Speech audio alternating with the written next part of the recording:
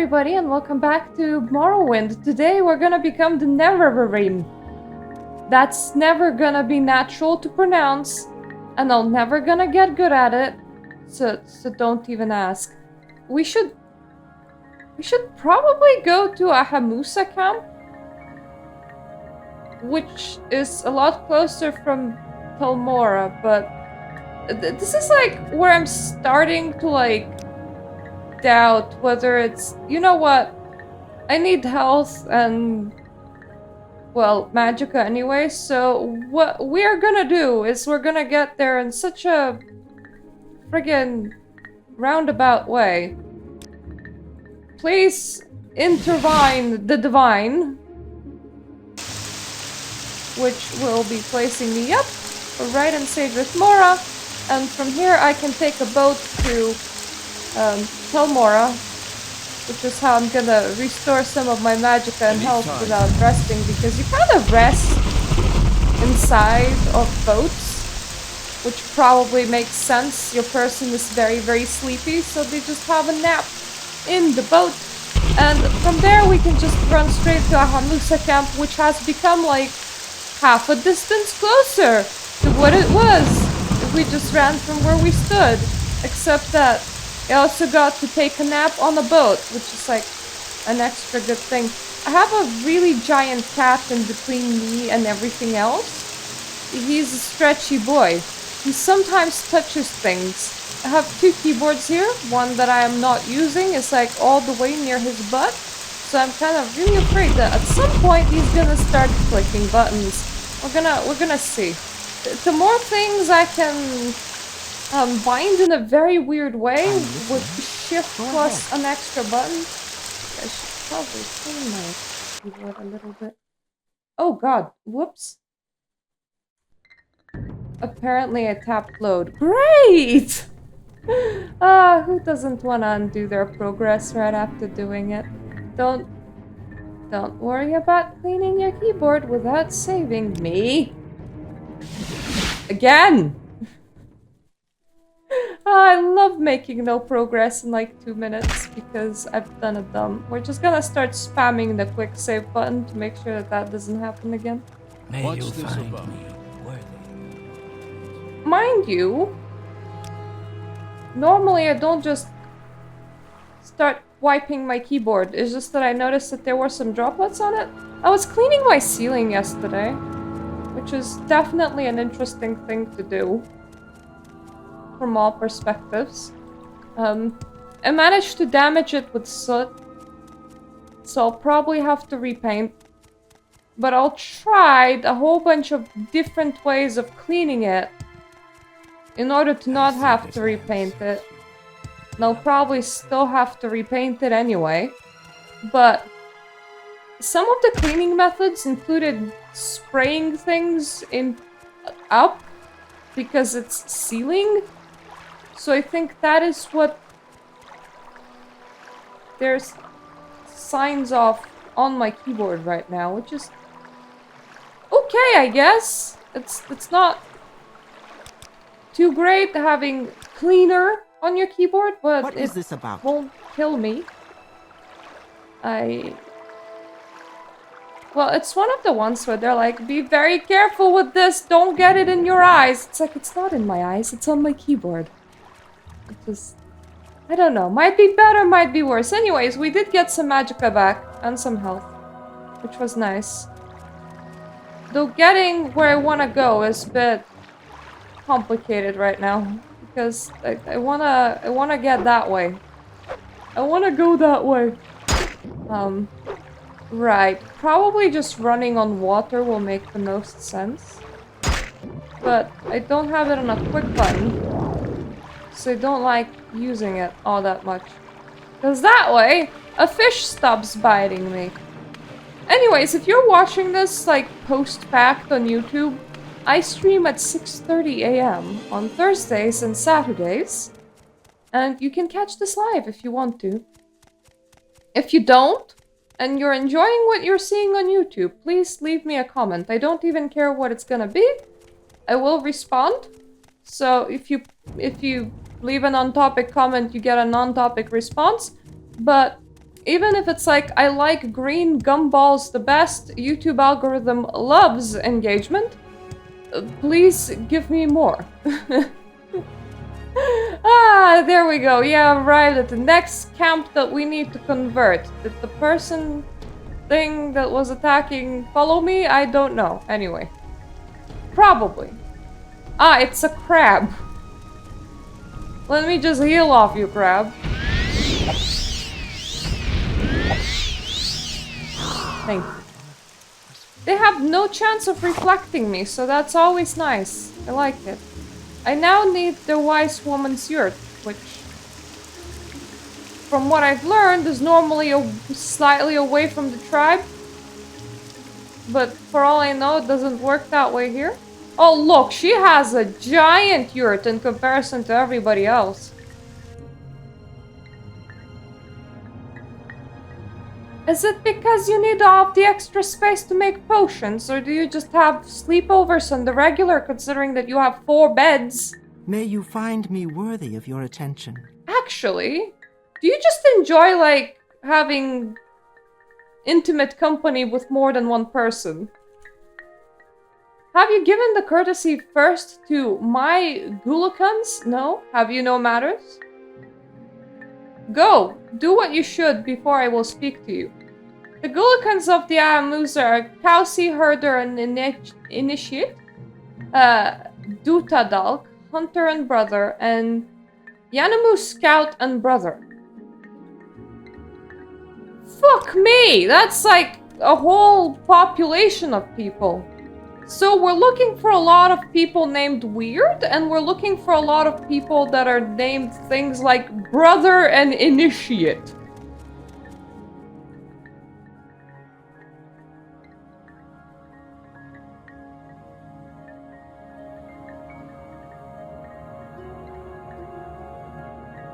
How do I give courtesy to you?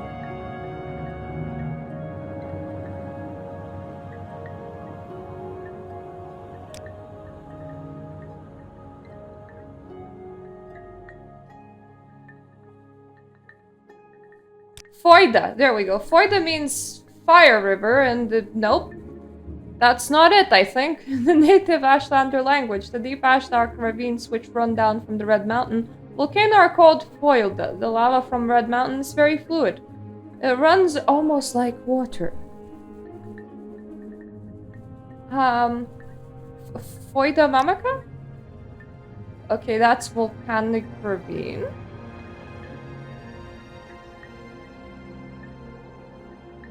That's very not helpful.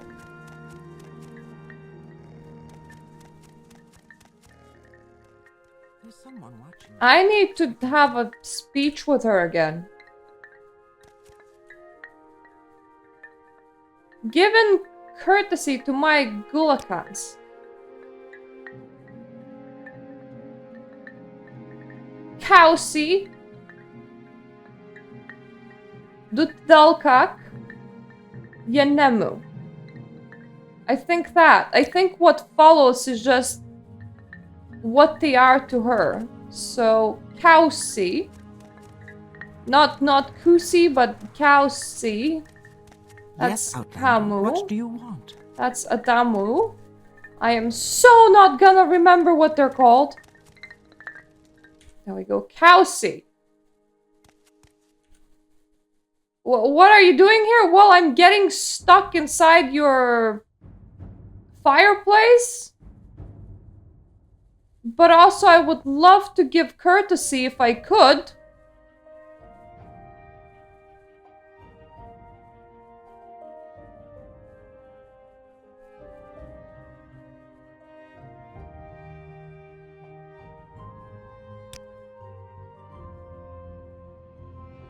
There, the ash. That's so not helpful.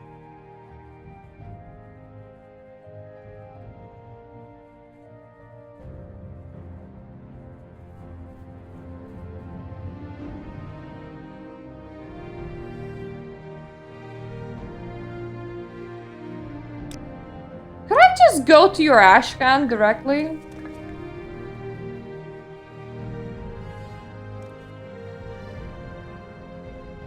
Because those are the rest of the people. Oh, okay, yeah, you're Myrta. We have heard some say you're the Nerevarine for a long time. The Ashlanders have heard of the Nerevarine prophecies. Perhaps some would say the Ahamusa are bitter. But talk give us no comfort. Okay, what do you want? Speak to the wise woman. Tell her you will find a safe place for the Ahamusa. This is what I would wish to hear from one who wants to be named Nerevarine.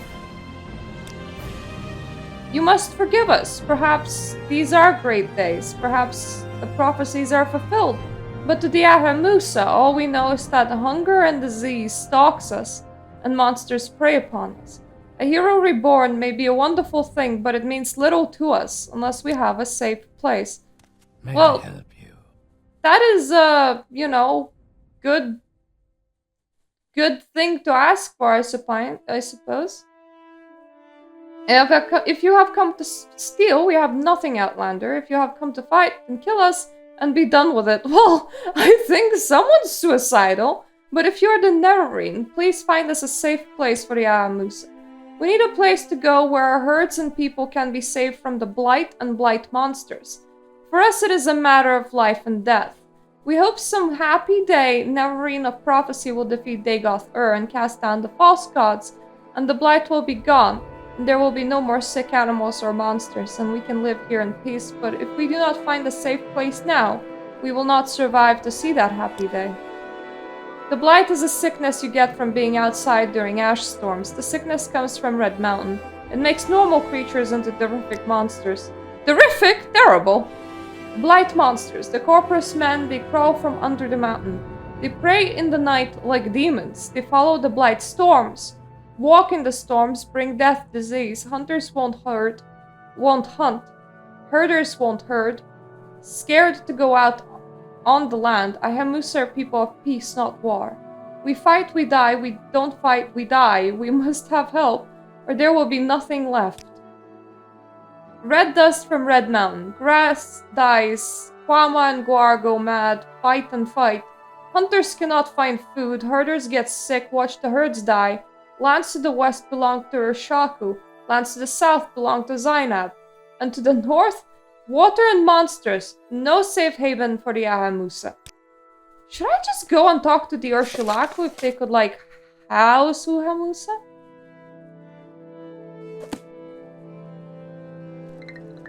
Anyway, they did tell me what I needed to do, which is to speak to this woman about a very specific thing. Safe place?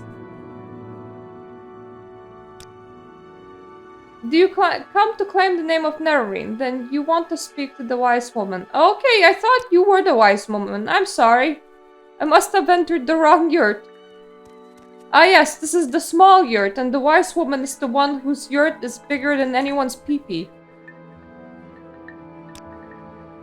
I know the prophecies. I know an outlander clan friend of the Ursulaku has done great deeds and claims to fulfill the prophecies. Are you that outlander, and why are you here? Who's the Ashcan? The Ahamusa have no Ashcan. I am wise woman of the Ahamusa, and I speak for the tribe. I will examine your proofs, and you will tell me your story, and if I am satisfied, according to custom and with reference to the prophecies, I will name Ahamusa Nerevarine, but there will be a price. The Ahamusa need a safe place, and you will provide a safe place. In seasons past, when threatened, the Ahamusa could take shelter in the ruins of Ald Dedroth.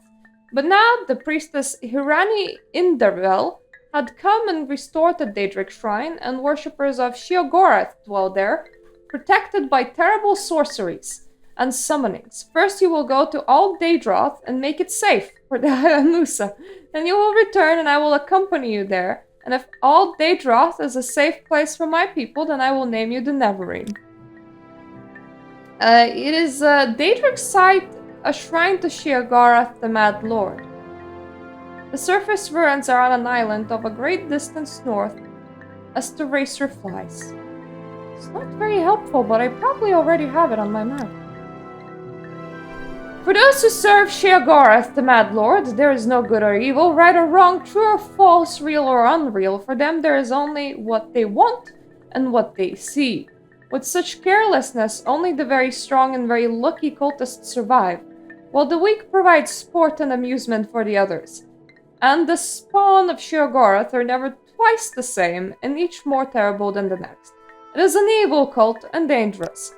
Okay, well, at the very least, I don't need to, like, go and barge in on other tribes to be like, ah, yes, there it is. To be like, hey, could you have some homeless people? Instead, I get to go and kill a whole ruins full of people. That is a lot more fun.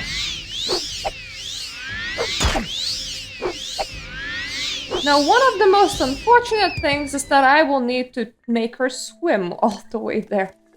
Also, I have seen playthroughs of this game several times because I like to watch channels that make Morrowind content, but they don't like make like a full playthrough. They like mostly just cut to like relevant or funny bits, unlike me because I am lazy and not that good.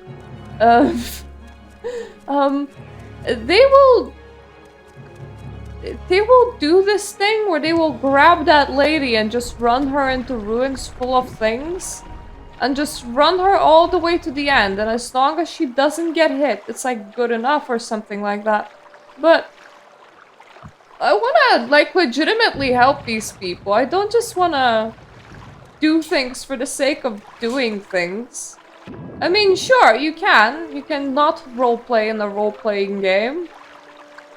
There's no, like, demand that you roleplay in a role-playing game, but at the same time, that feels cheap and saddening. Could you, like, not?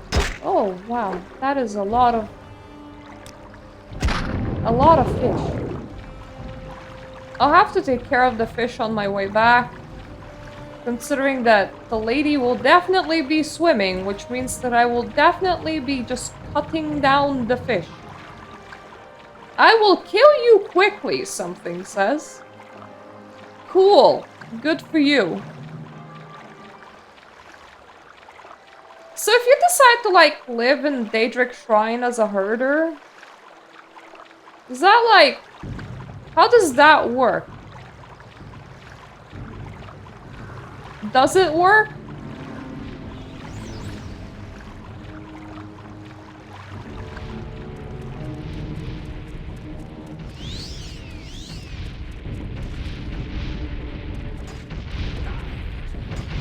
What?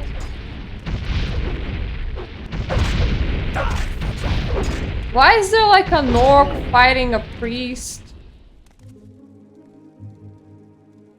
Who are you, Outlander, and what are you doing here? I don't know you, Outlander. What are you doing here? Are you here to worship at the Spell Shrine?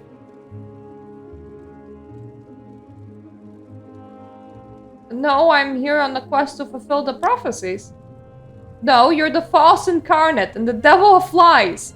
You claim to be chosen by Azura and savior of Morrowind, but you curse the tribunal, call them false gods, and turn the people against their true protectors. You're nothing but dreamer and deceiver. You're a mad servant of the devil Dagoth-Ur, and you must be destroyed. Okay, at the very least I can now defend myself, and... I don't know who you were, guy. I don't know whether or not you were important. I feel bad for you. I wouldn't want to be you right now. Have some of my summons.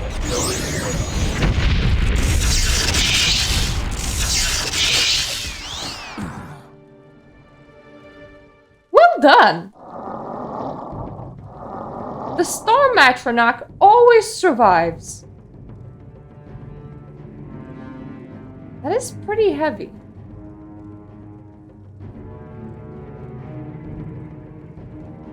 I'll take your restore fatigue potions. I think...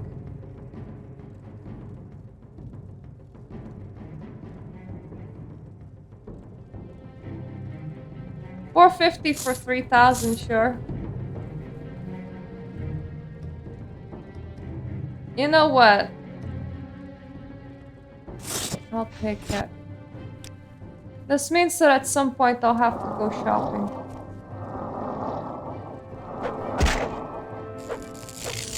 Do your thing, Store Matronac! What else do I hire you for? It was probably like a temple worker, which once again sucks to be him. Where's the corpse of the guy that you slaughtered? Here. 50... 20. His items are very much of very low value.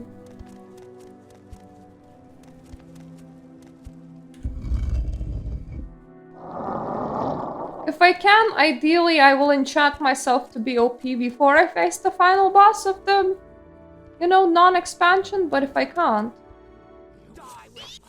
Okay, you guys are having trouble getting here, so I will just do this again.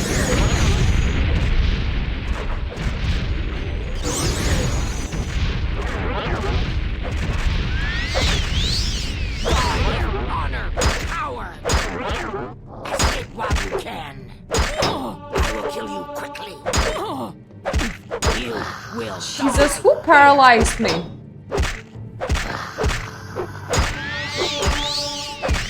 I do like that you're teaching me armor, though. That's very nice of you. If anything, I have leveled up because of you. Several times.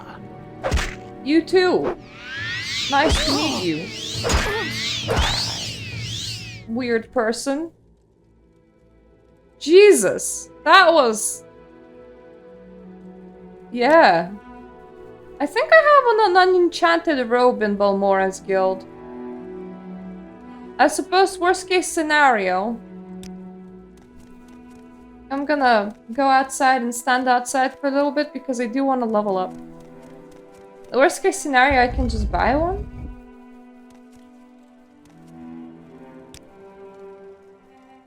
There we go. What would we like to up? I will take luck, because why not? I will take some strength. You know what? Agility. And I can't believe that there is just a rat in here. There's the little diseased rat, which is absolutely not a problem ever since, you know, you've become completely immune to all disease. Thanks, curse! I am immortal now, which I am so surprised that not more people see it as a big deal. Like, I see complete immortality as a huge deal. Is this just like a casual thing for Elder Scrolls universe?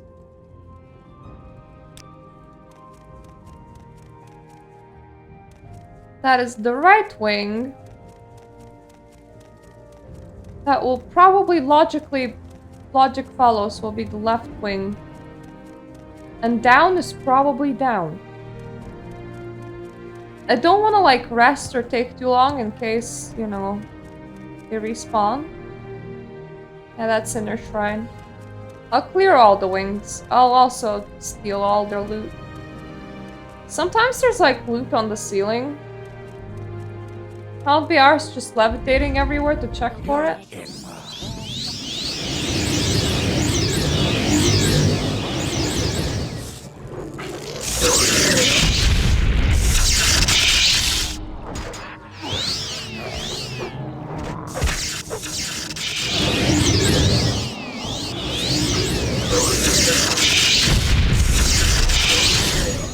I love this just whole bunch of spell effects. They are the bestest. This is another demon mace. They all seem to be equipped with about the same stuff. I do like taking all of those helms for 3,000 because, well, they're pretty good.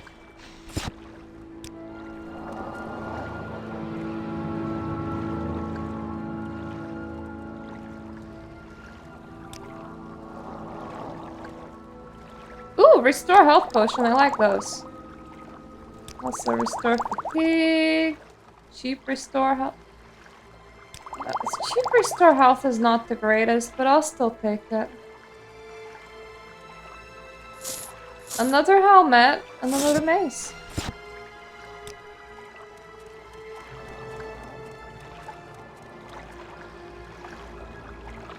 Oh my god, money. Just outright money. A heart.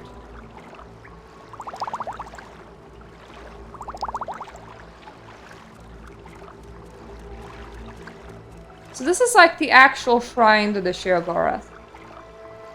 That's the pathway to the inner shrine, which we're gonna take in a second. There's also still right wing. We'll take care of it.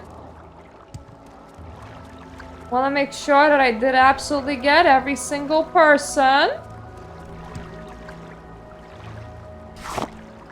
And of course I'll take the loot too. This is one of the most satisfying things for me about Elder Scrolls. Looting.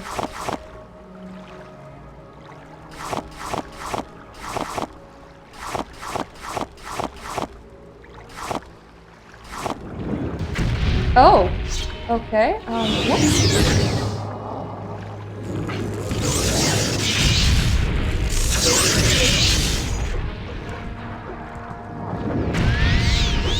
He was a lot less satisfied with my looting than I was. Let me just start consuming them potions that I just looted. Especially the cheap ones.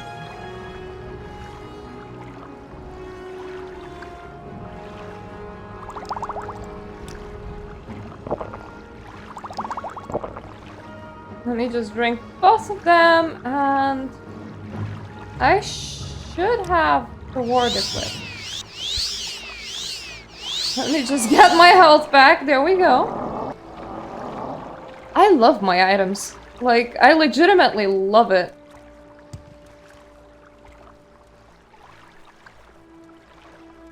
Do you have anything good? Yeah, I'll take your glass stormblade. It's not too bad. Your glass boots. Fair enough, I'll take your Curtis too. I will have so much loot to sell.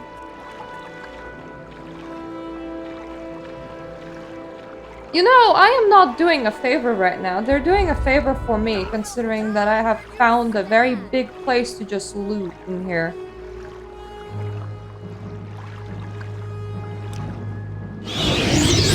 Go, go, gadget! Literally.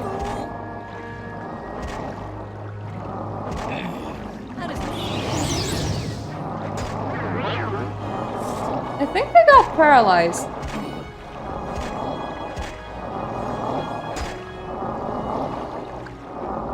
I think one of them is from the temple.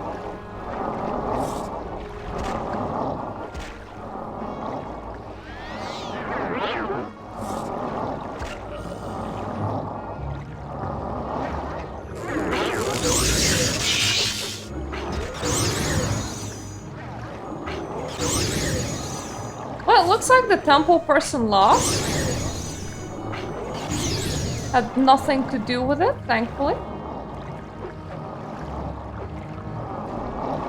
So they can't blame it on me. Let me just stay away from the fireworks and all the friendly fire that can happen.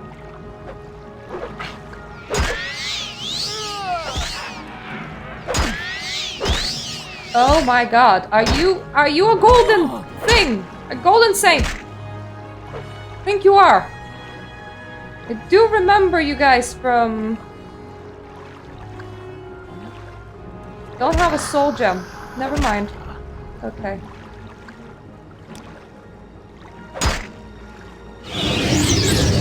Go, go, gadgets!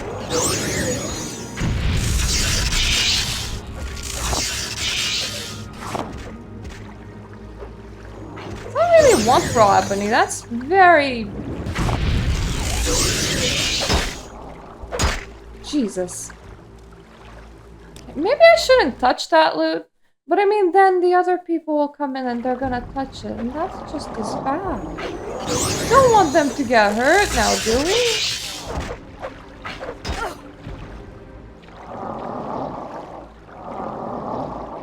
Saint! Come here! Come here!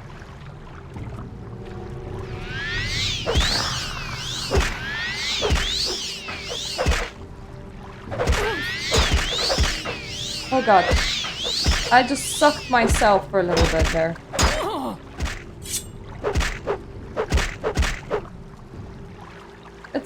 It's okay, I poked her. I love glass stuff. It's very expensive.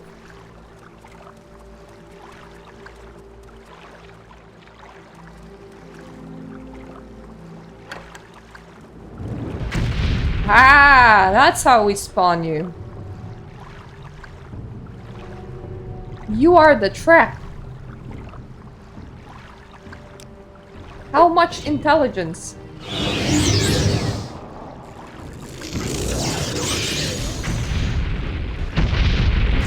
You guys do the fighting and I'll just do my self-healing.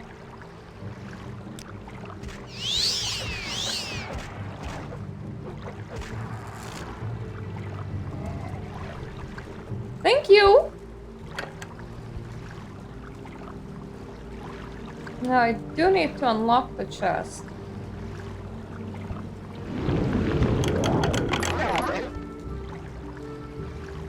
I'll take money. I always like money.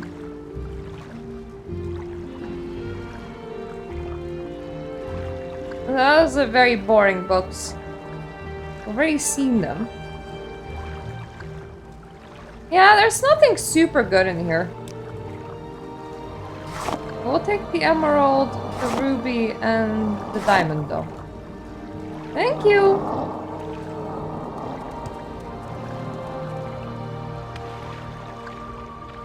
That is just the regular outer shrine.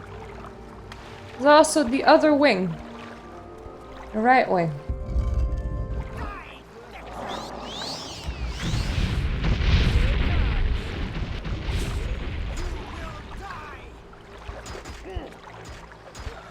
I'll let them fight it out. Also, they'll settle their differences. Did you guys settle your differences? Yeah? Hello? I am the Nerevarine on the quest to fulfill the prophecies. Okay, now they're angry. There is no escape! Actually, only one of them was angry for a while. Now they're both angry. Thankfully, I still have enough on that, so you guys do your thing.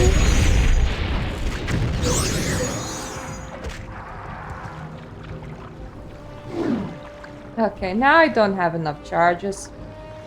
It's just a lot less fun. There's no escape! Ow.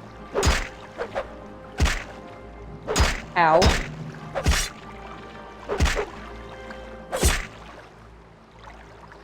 Okay, let's do this, but without dying.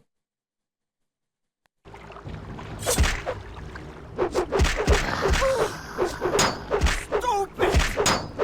No, you're stupid. For one thing, you decided to engage me into a poke fight. It's not gonna end well for you once I restore my own health.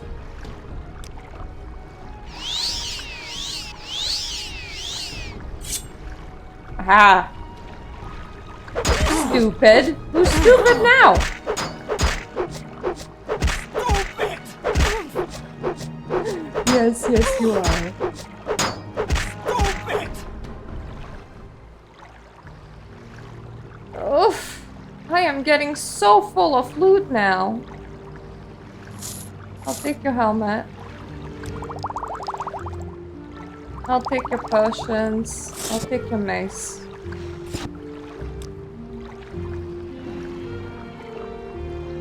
Not really take your mace anymore, but I will take your helmet.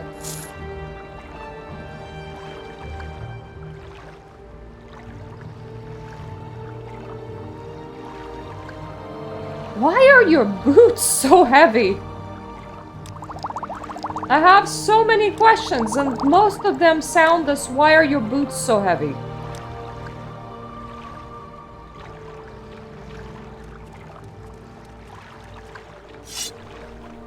Right, we're gonna escort the lady now.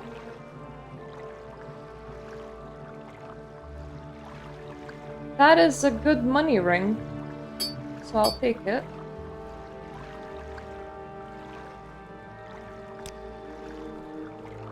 What else do you have? A belt of smithing, that is also a good money belt. And they won't be able to afford to carry that, so I'll just leave it here for now. Anyways, time to go and escort the lady, I think. Unless there's something else in here. Don't think that there is. They will be happy to know that I left them some maces. If you can loot the rest of the corpses, I'm pretty sure that that armor is valuable to somebody that doesn't want to enchant their own armor with, like, insane amount of intelligence. I'm pretty sure it has its own uses, right? Anyways, time to go all the way to the lady without resting. So I should probably maybe drink a couple of my magical potions.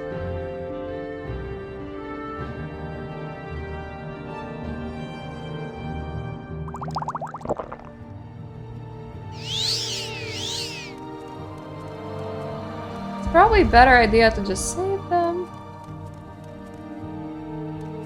But I will have to either water walk or fish stab, so there's that. Probably do a bit of fish stabbing.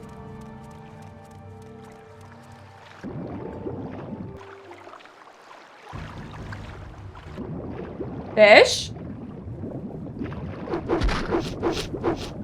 Well, you're not really a fish, but your sorta counts, so... Fish! Take the wax. Once she gets escorted, it will be selling time. The most, you know, the most riveting time in the world. I hope that my items do recharge while I stand around in towns. I think they do. What is in the shells? Ooh, I can actually loot them? That is pretty exciting.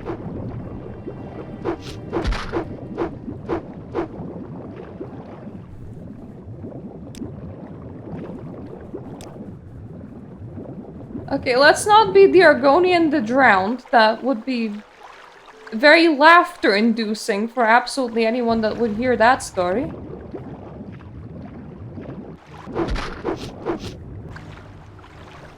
Oh, you're still alive, okay. If their tribe lacks food, I can be very easily helpful with that, because I am stabbing every fish in the sea right now. But remember, the more fish you stab this way, the less fish I'll need to stab coming back with the lady.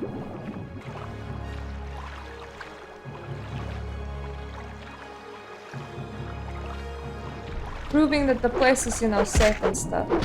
You count as fish. Oh, I love the level up sounds underneath the water because they get lower pitched.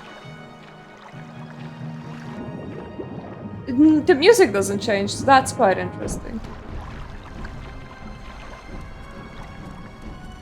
That means that they only pitch down certain things and not others. Hello, fish. Goodbye, fish.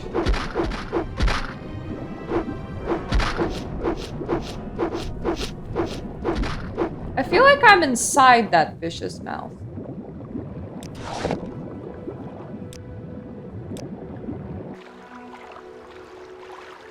Apparently the only good thing about that fish was its scales.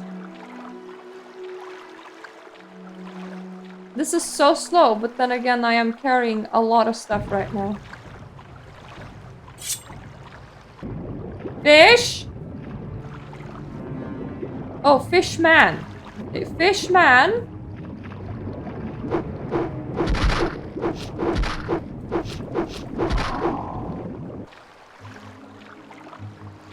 You know there are sellers you can sell in this game for full value. And they're creature sellers. And I don't actually know where they are. So I'm not gonna use them. But it's not an exploit. It's like an intended mechanic to like find the crab and sell to it for the full value of the item. And they also have quite a lot of money.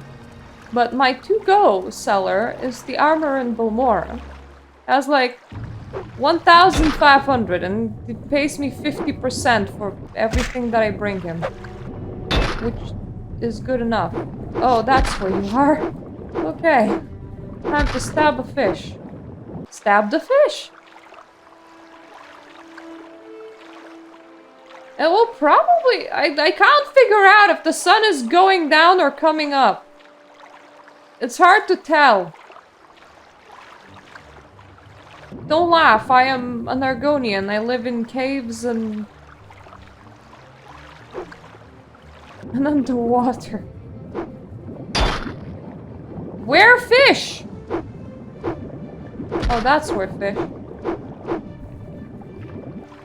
The worst thing about fish biting your ankles is that you can't figure out where the fish be. Just like, who be biting my ankles and nobody answers. You are not aggressive. I hope.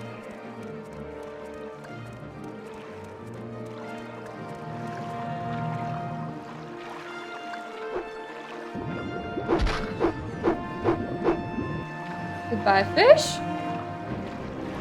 I hope that the crabs are not gonna try and attack us on the way there. Another fish. Where is the fish? Here is the fish. Fish! Thank you.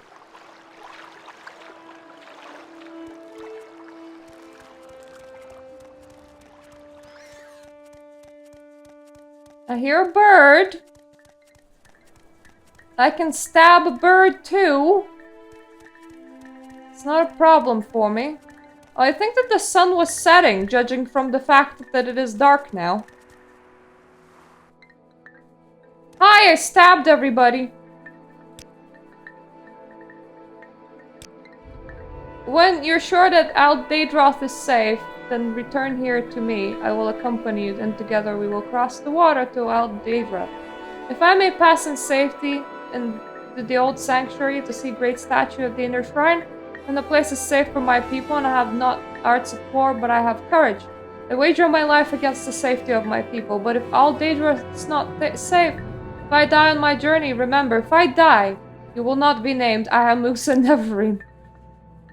I have not the arts of war, but I am a wise woman and not without power. I can walk upon water. Perhaps not so fast as a great witch warrior, but fast enough. And while we're on the water journey, if you're a hero, you will protect me from slaughterfish and other creatures. And if you're not, I shall perish, and you shall not be named Nerevarine. Yes, I have made it a safe place. Let us go. Very well, Myrta. Now I will accompany you to the Daedric shrine on Daedroth. And when you have brought me to the old sanctuary beneath the ruins, and I may see the great statue of Sheogorath in the inner shrine, and I will surely know that you have made Daedroth safe for the Ahamusa. I will name you Ahamusa Nerevarine. Go ahead, and we will speak further before the great statue. Come on. Come on, we're going. I swam all this way to eliminate all of the fish in advance, so... hopefully not that many fish remaining. Just maybe don't attack any crabs. I'm still faster than you, but I swim kind of clumsily and slow, and I'm currently far over encumbered. So we should... Hey, wait for me. We should be fine. You are attacking the crabs. What did I tell you about not attacking the crabs? It's a crab. What is it gonna do to you? Eat you.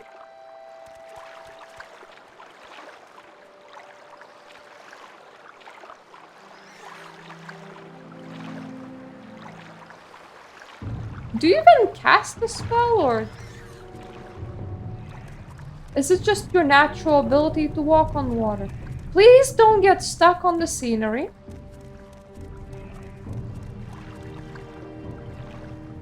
We'll go through the water because I already made it safe. Now, please be careful. I have zero vision right now. Crap.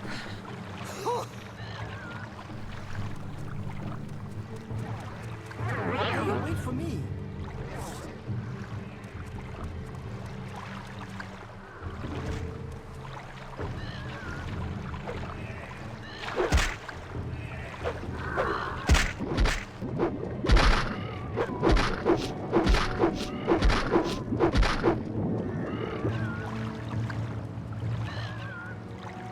I need a way to get him out of the sky. My bow has not come into use for so long now.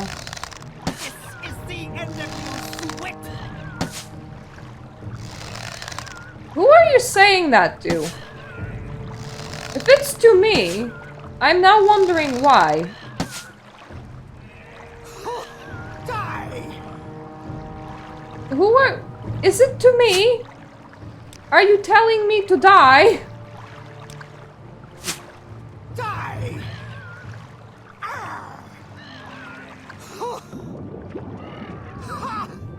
Is it wrong? Okay, I can't use bolts. Fuck off.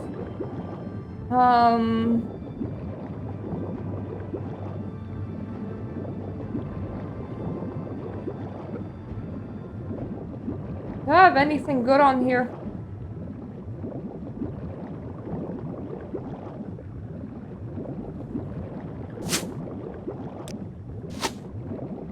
Let me just bend those if I can't use them.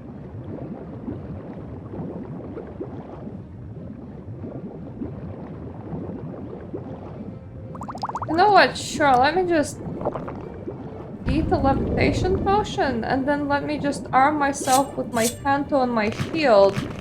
And let me fly up and stab you. We good? I think we are. Let's go. You're not confusing with me flying around the hill.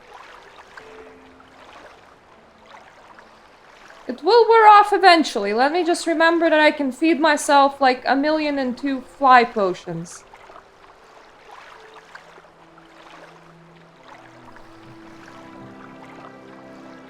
Okay, well, you're keeping up with my flying form a lot easier.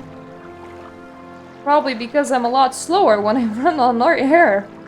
That is the proof, the fact that she can keep up with me. It's hard to tell, really, in-game. At least it's hard to tell for me. I feel very much a lot slower when I'm swimming, though.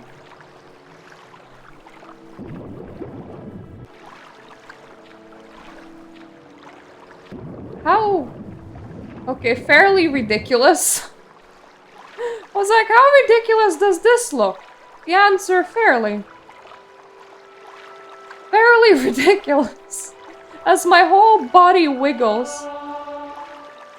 Yeah, at least I'm training athletics. Oh, everybody's gonna so like me after this journey. I'm gonna be so buff. Everyone's gonna just be like, that cardio, man. Damn. You can last a long time.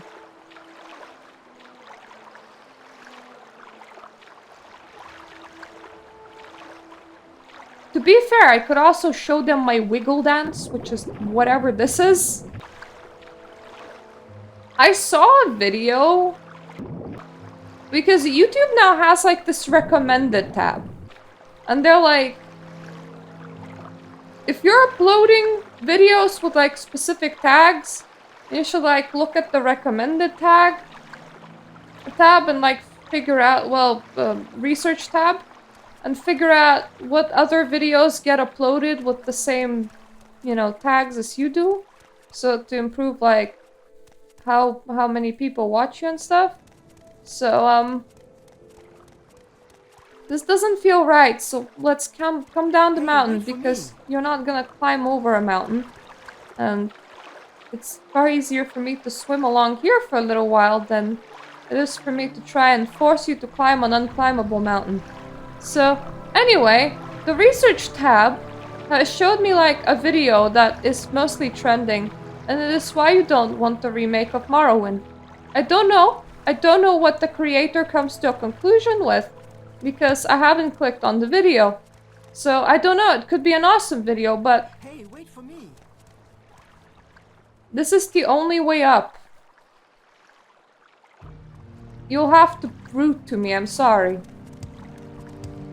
Okay, now you're higher than I am. That's not good.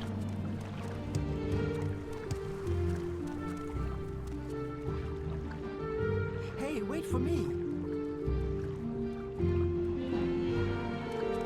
I don't know how else to get here. This is like a very steep climb for no particular reason.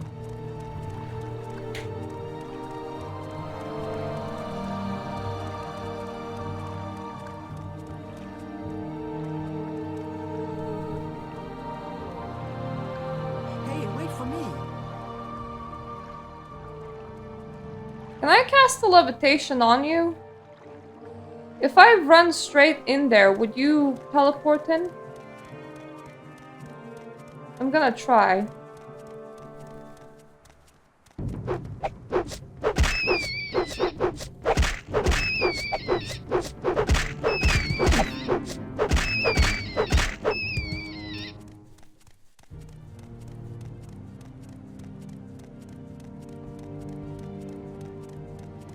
There must be another way in. But I'll try this. Okay, she did not follow in, so I do need to reload.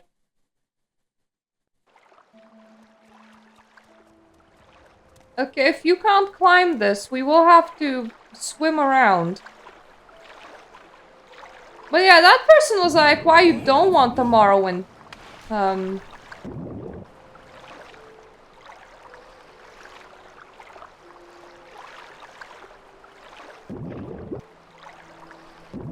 Please stop getting confused now. Thank God. I thought she might get stuck there.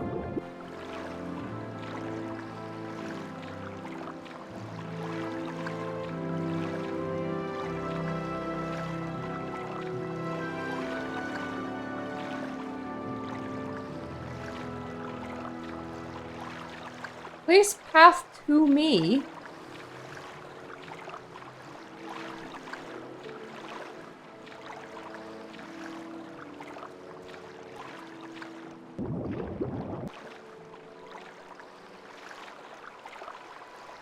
Please don't run away. This is as awkward as it is.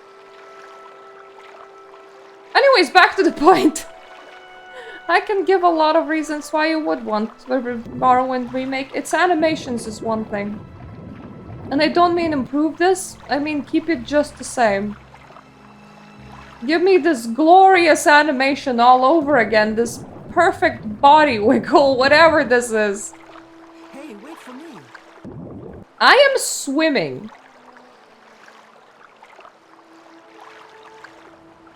You have decided to stop moving your legs. That's the issue.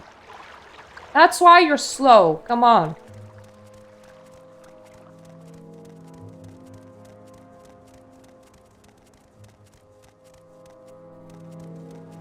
I have selling to do. I don't have time for this. You here? Here. Okay. You can go now. Hey, wait for me. As you can see, there is a lot of corpses. Loot the rest of them, because the rest was not worth my money/weight ratio for me to bother with it. That's the inner shrine. I even got like... Thank you. I even got the chest and everything. I said I would accompany you, Murta, to see if you had made all Daedroth safe for the Ahamusa. I have fulfilled my conditions. Thank you, Murta. The Ahamusa shall be saved. And if you wish now, I shall name you Nerevarine of the Ahamusa. You have made this place safe for the Ahamusa, and so I name you Ahamusa Nerevarine, war leader of the Ahamusa and protector of the people. I also give you the Mad Stone of the Ahamusa, which shall be assigned to all Dunmer, that you are now the Nerevarine, and that the Ahamusa shall follow you in all things, even unto death, until the enemy is defeated or until you are dead. Now I can stay only briefly. Soon I must return to Ahamusa camp and make preparations to relocate there.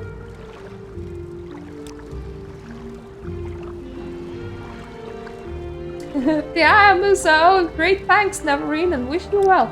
Thank you, I was trying to seize my weapon.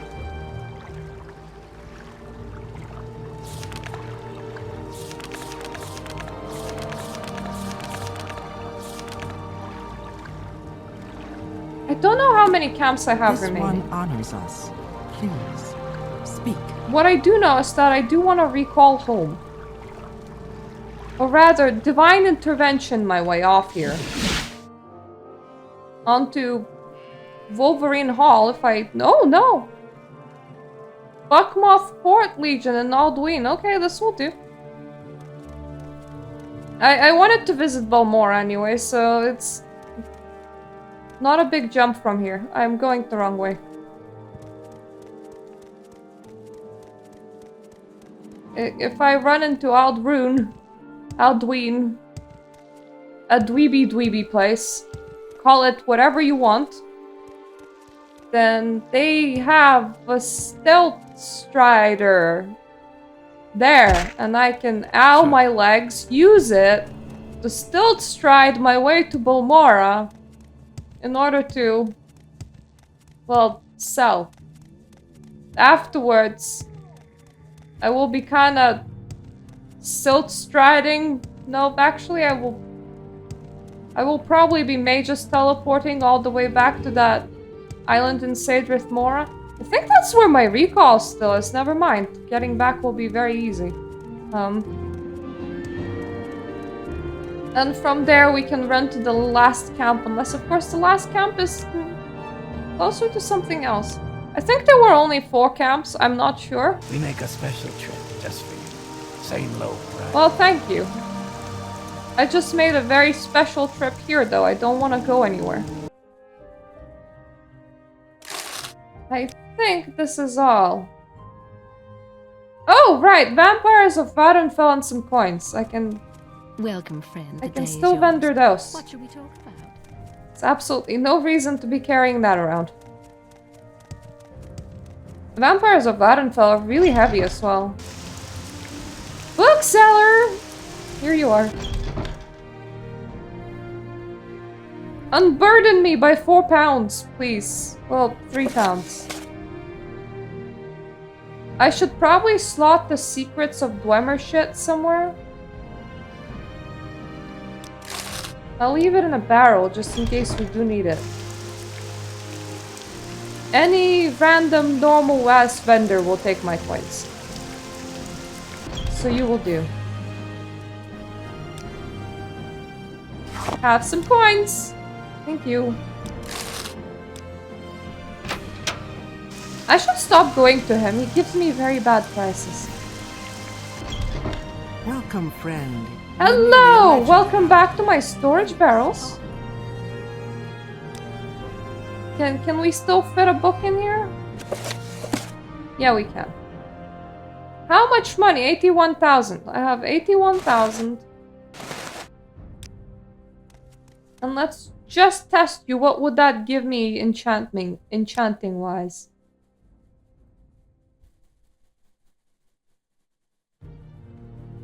I want a Grand Soul, Exquisite Robe, Fortify Attribute Intelligence, Constant Effect on Self,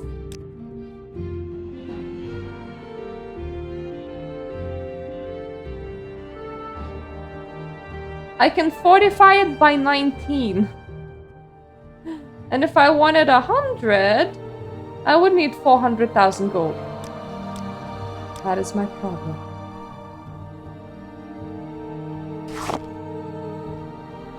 And if I wanted to make one myself for fortify attribute intelligence, I run out of chances at 8 points. That is the problem. So I either need to have a really, really, really big money bag, or I'll need to actually up my own enchantment by stupid amount before I can do this. Either way, that makes it a future me's problem. Now, let's see, where is the last camp? Arabinsum camp. It's very close to, well, here. So let's just port to Wolverine Hall and then run. Actually, what am I doing? Yay! Now run. I have so much inventory space now. We will want to fly, probably. Otherwise, this will be an absolute roll. To be fair, it's gonna be an absolute crawl either way. It's quite the distance. I will do a lot of hiding once things actually start attacking me. For now, while I'm here, I can eat the puppy. Puppy. I still have some food, but it's in the microwave. So that's an after stream activity. Just eating food.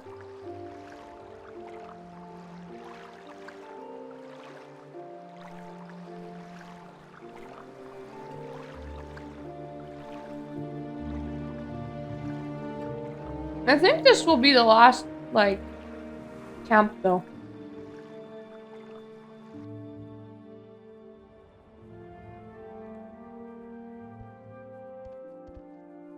Aw, that's one of the two-leg things.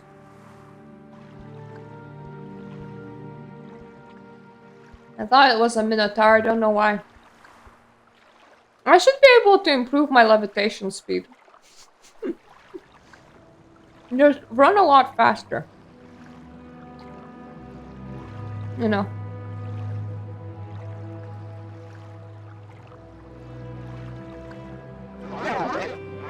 Okay, I hit on accident.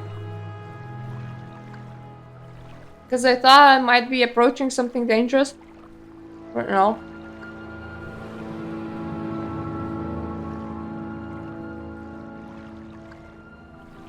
You know, when you start playing this game yourself, you start understanding the speedruns a lot more. Because you're like, oh, so that's how people got directly into the Red Mountain and just killed the thing.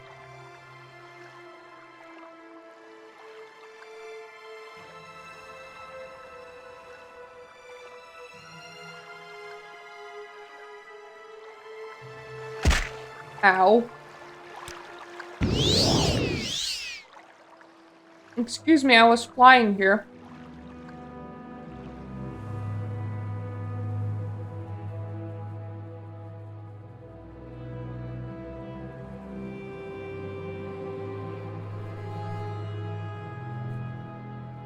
And then you understand the guy that fell from the sky a lot better. After you choose to, you know, fly great distances and then your flying spell just runs out in the middle of it.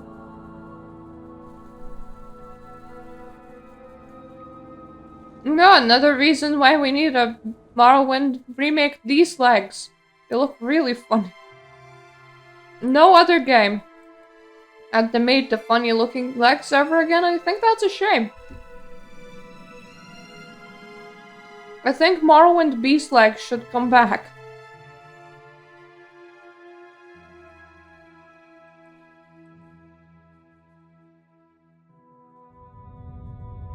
The camp is somewhere over there. Silly people living in the middle of nowhere. I managed to save and load at the same time. That was very interesting, but never mind, we're here.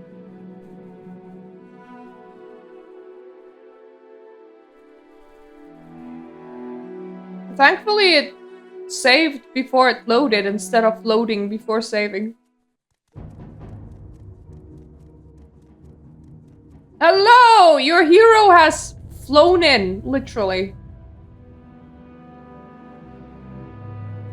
Now please crown me prince. And we can have a move on. Yes, Outlander. What do you... Go ahead, Outlander. What do you need? A camp. And this is a camp. I'm looking for a wise woman. Aha! I'm Nerevarine, wise woman of Arabinsum. You're the outlander who claims to fulfill the Nerevarine prophecies. Do you need my services or do you seek my counsel? I warn you, be wary of Ashkan Ulath Pal and his supporters. They all hate outlanders and love nothing more than to kill them and loot them. They do not respect custom or hospitality, and they think nothing of killing unarmed men, women, or children. They are bad men and bad leaders, and you should fear them. I'm good at murder. Just so you know. You wish to be named Arabinsum Nerevarine. Never. Not while Ashkan Ulath Pal and his war-loving Arabinsum live. They all hate outlanders, and they're proud and haughty. And we will never suffer an outlander to rule them. If you would be Nerevarine of the Arabinsum, you must kill Ulath Pal and his supporters, the Gulakans, Ahaz, Ranabi, and Ashu Alek.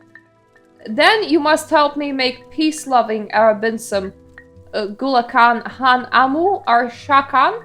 Ashakan Han Amu could then name you Nerevarine Arabinsum. And before anything else can be done, you must first climb a night.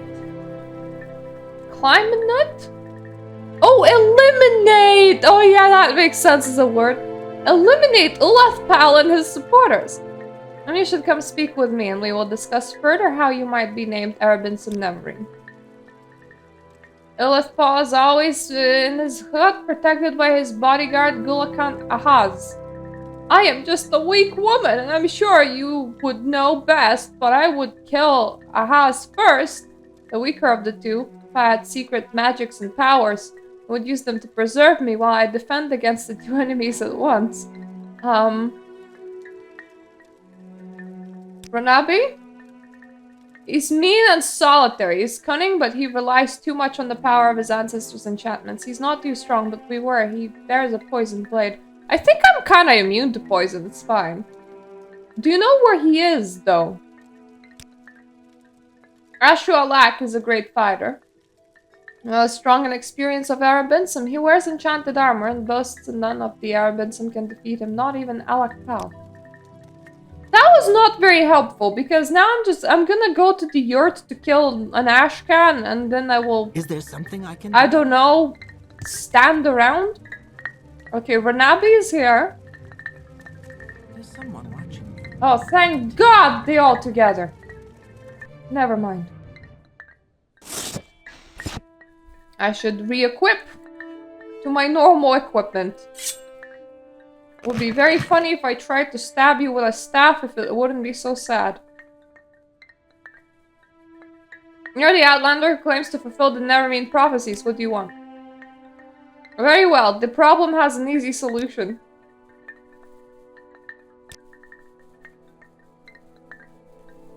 You will die. No, actually, I will not.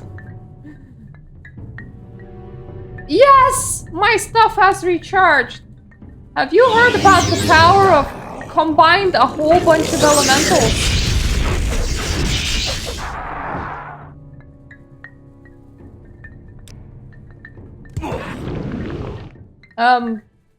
Okay. That wasn't the greatest. I died with me. We all died. Okay. Let's do the power of elementals and then immediately switch to healing ourselves.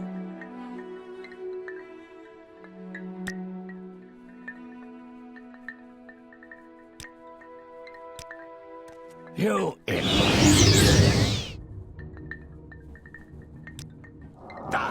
You guys like deal with that, and I'm just gonna stand here if you don't mind.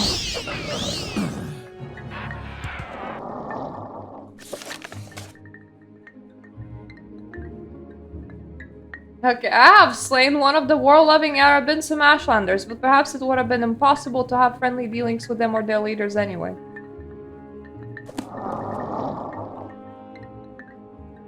Not valuable enough. Not valuable enough.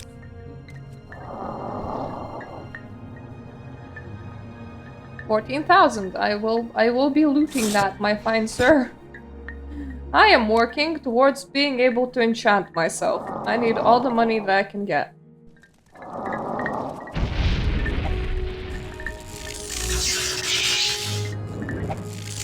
Okay, that is a bug. If you want to go that extreme onto a bug, you do you, but that is pretty weird. You have slain one of my people. You must pay with your life. I will pay with the Satronak. You in.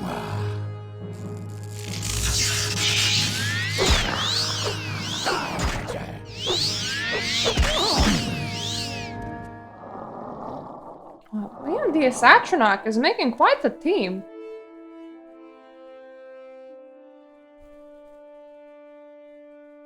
That is armor. This generates shield. It does sell for something, though. Very weighty. That is a singular trip to the armor seller, so maybe I can do it.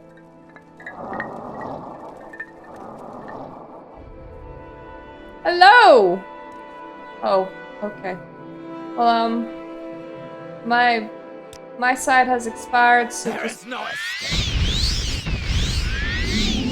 I'm not even trying to escape, you're just kind of collapsing onto yourself. Oh. Oh, this is a cast! Never mind, that's a lot less interesting then. I will be taking your clothes, though. They do sell for enough. Have a fun naked corpse.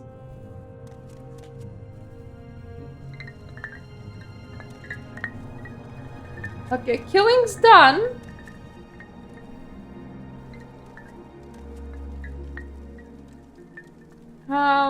Yeah. Now with Ashkan Utapal and his supporters dead, we may consider the Nerevarine prophecies and how he might be named the Arabinson Nerevarine. Now with Uleth Pal and his supporters out of the way, it is a simple matter to be named Nerevarine of the Arabinson. All you need to do is to persuade Gulakan Han Amu to become the Ashkan of the Arabinson. Seek him out in his Gulak yurt.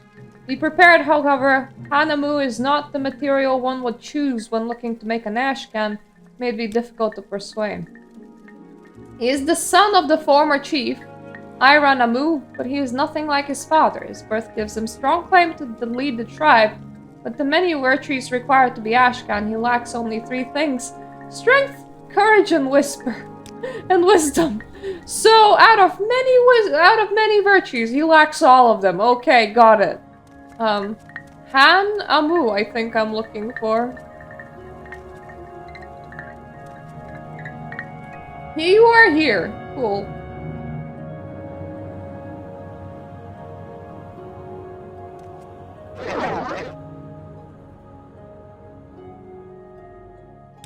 I would love to give you some gold. Now you really like me. No matter what Manirai says, I'm not interested. I don't want to be an Ashkan. Yeah, I recognize it. Renabi wore that robe and robe of Aridan the Wise. I was handed down to Renabi through his family. But what has that to do with wanting to be Ashkan?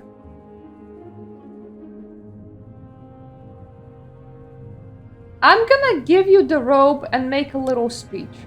Thank you! Okay, so stealing clothes was actually part of the quest. Never mind, he can gain intelligence by using that piece of clothing and just fortifying himself. Your lesson is clear. It is the robe that gives him wisdom and counsel, and it is the idea of the robe that gives confidence to the tribe. But it is the Ashkan who wears the robe, the Ashkan who accepts responsibility for the safety of the tribe, holds the fate of the tribe in his hands. This is a sobering lesson. I must give it some thought.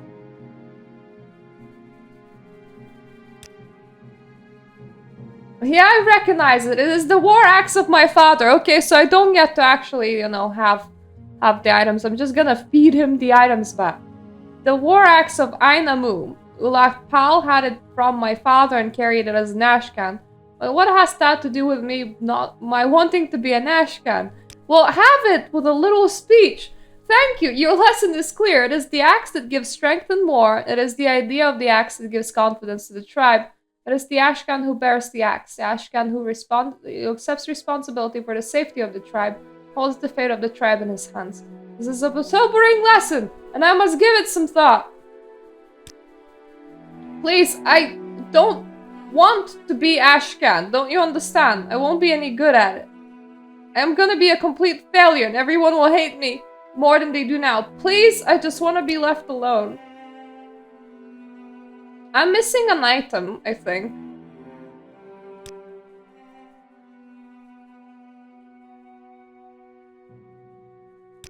I'm very happy to make your acquaintance. Well, I fed you quite a lot of things, so let me just go and loot the corpses of your friends, family members.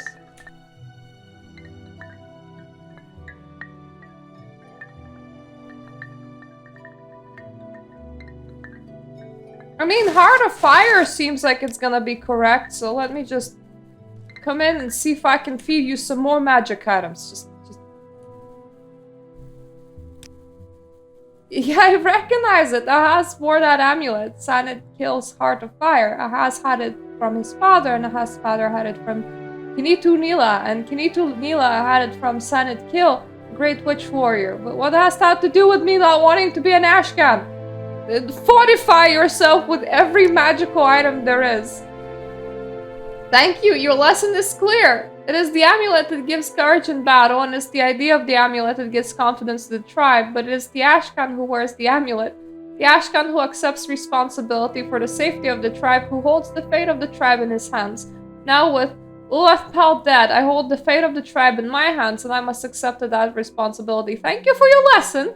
I shall be Ashcan of the Arabinsum, and I shall name you Nerevarine. Cool. Thank you, Myrtha. I promise that as an Ashcan, I shall do best to amend the dark reputation of Arabinsum.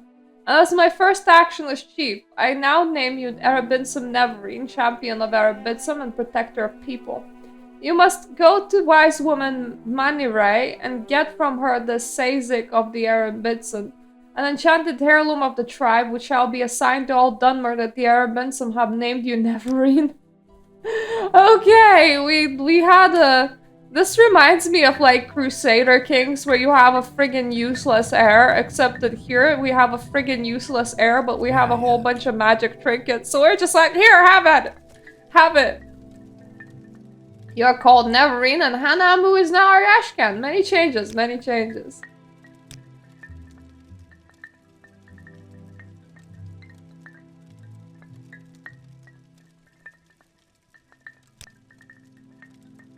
So Hanamu has accepted his responsibilities as Ashcan and has named you Arabinsum Nerevarine. Congratulations, and I must also give you the Seizing of Arabinsum, a tribal heirloom that ought to be held by our chosen champion as a token that we have named you Nerevarine. Here, take this enchanted token of the Arabinsum, that all may know that you are named Nerevarine and champion. Your actions precede you, Outlander. I've heard good things about you. Okay, so... I don't know how many tribes there were.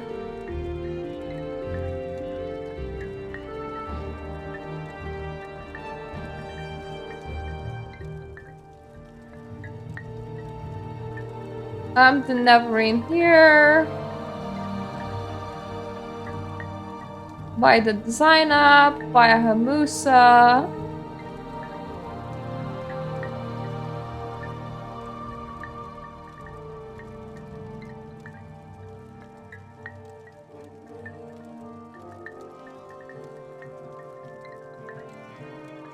Maybe I should, like, return to, or Shilaku Camp, because that sounds intelligent to me. So let's try it. Is that something you need?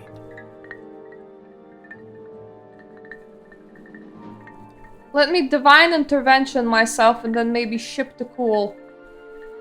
That is a name and a half. Do I even still have anything? Yeah, I have Mountain Spirit. Nobody wanted that one.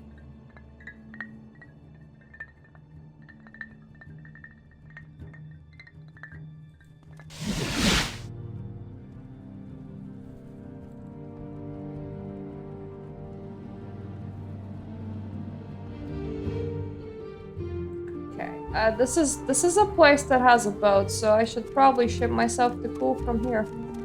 What's this about? Nothing, actually.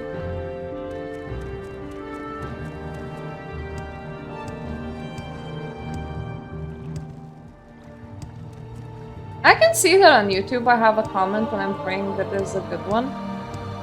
There were like some people that came in to harass me in the last episode. Because a lady came into one of the subreddits that I moderate, and her post was just all like, I got banned off this other subreddit, and it's like, well, cool.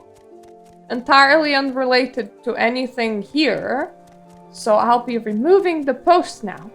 And then she got so offended, going like, you're against domestic violence victims, because like, it was a violence thing that I got removed from this other subreddit over, and yada yada yada. She got like super upset, and she started spamming my YouTube of all places. So for the last like 15 comments, I was like, what does this even have to do with anything? Like, I don't get it. I need to make sure I'm swimming in the right way. Pilmora's the right way. Outlander, what do you want? I would like to travel and see the world. Is Voss the right way?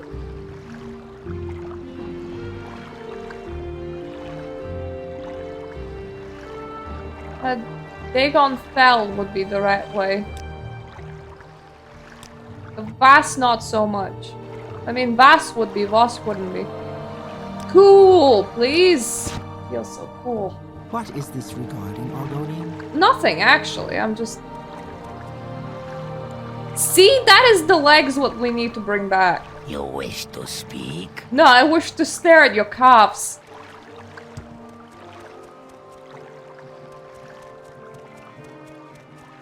Hopefully the Ursulakus will be like, yay, you have satisfied all the campy poos. You have done the great thing. All the tribes are united. Firework time. And then they're gonna be like, go and kill the big bad. And I will be like, yeah, I'll go and kill the big bad with my awesome glove of summoning, which is entirely not on me. It's entirely an item that's influenced by my stats in not a singular way, but it is pretty cool, I guess. So, like, I feel like I've earned it. Anyway, I would like to levitate now, please. Will be faster if I fly.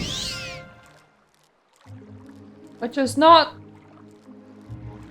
something that you hear pretty often in Morrowind, considering how slow flight is. Silly people do not know about airplanes. What an uneducated society. They should learn about airplanes, the silly people. That way, they will be able to fly a lot faster. Whoop whoop! Woo!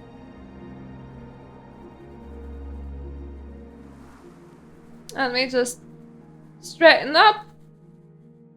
Hopefully I don't look entirely stupid. The last time I was streaming, I started playing the Leaning Tower of Pisa, as I was leaning this way more and more, but nobody said anything. But I felt so bad in post-processing when I was like, what the fuck am I doing? That doesn't look right. Who builds a camp right next to the friggin' I don't know, one of them wanted to move into the ruins, so I suppose it's not that weird.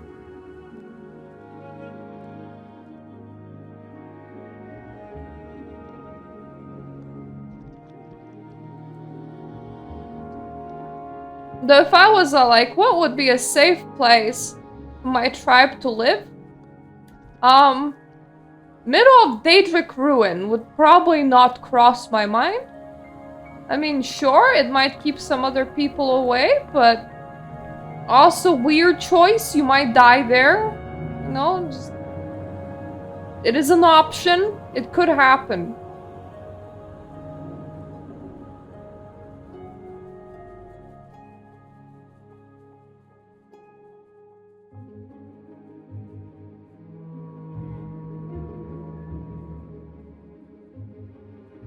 At least floating in here is quite peaceful.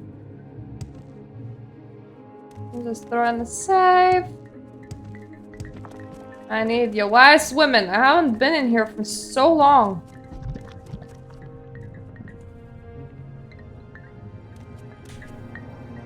I am concerned. Why have you not yet fulfilled the prophecies of the Nerevarine? Have you done something wrong? Have you forgotten your destiny?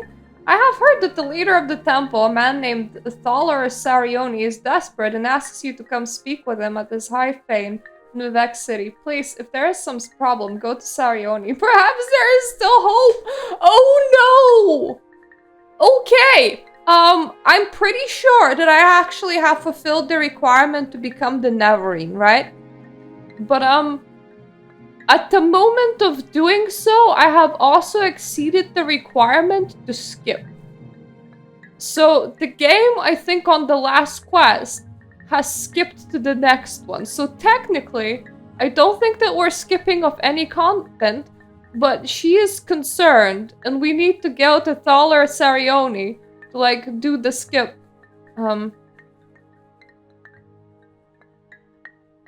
High Fane in Vivec City. Okay. I don't know where that is.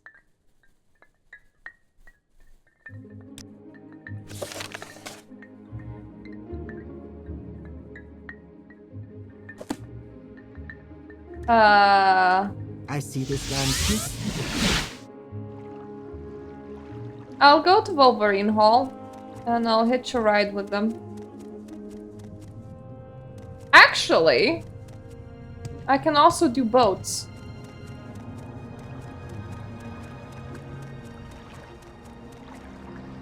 You see, if I had done that skip before doing all of the things with all of the tribe people, I wouldn't have needed to do all of the things with all of the tribe people. Would I have also lost out on such awesome content as getting a dude a bride and murdering a whole tribe? That was also pretty cool. Short trip, long trip, you decide. And relocating a tribe as well. High Fame!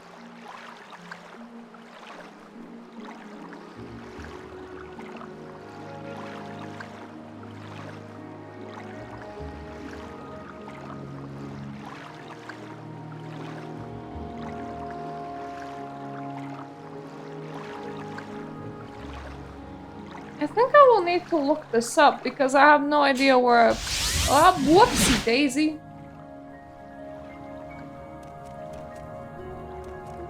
I should stop trying to look things up while trying to tab out of the game. That kinda hates me tabbing out of the game. Because then I use a spell while clicking a button, which just kinda teleports me, so I set it to a different spell now so that we can't do that again.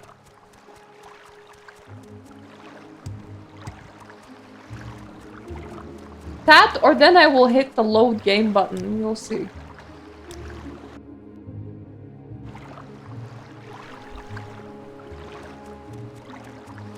Please take me to Vivec City, where the girls are very pretty, I have heard. Short trip, long trip, you decide. I might be wrong, but I think it is true. It might be true. Okay. Do I have my mouse back? Yes, I do. Hi! Fane! Morrowind. Ooh, what a complicated term.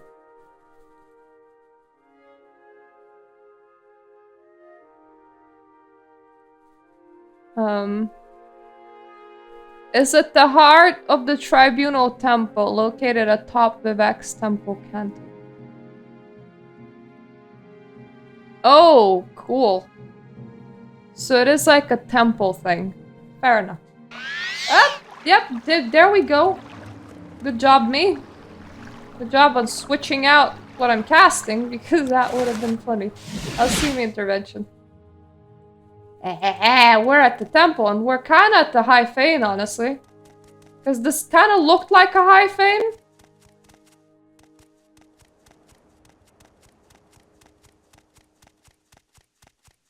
But now I need a very specific person in here. So...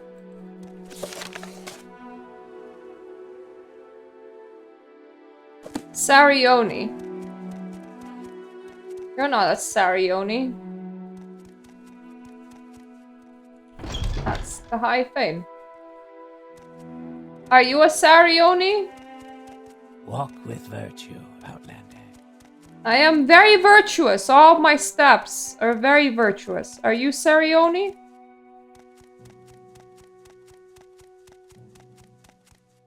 Walk with virtue, Outlander. I am never too busy God damn it! for a good talk. Stop staring at my steps. They're all very virtuous, I assure you.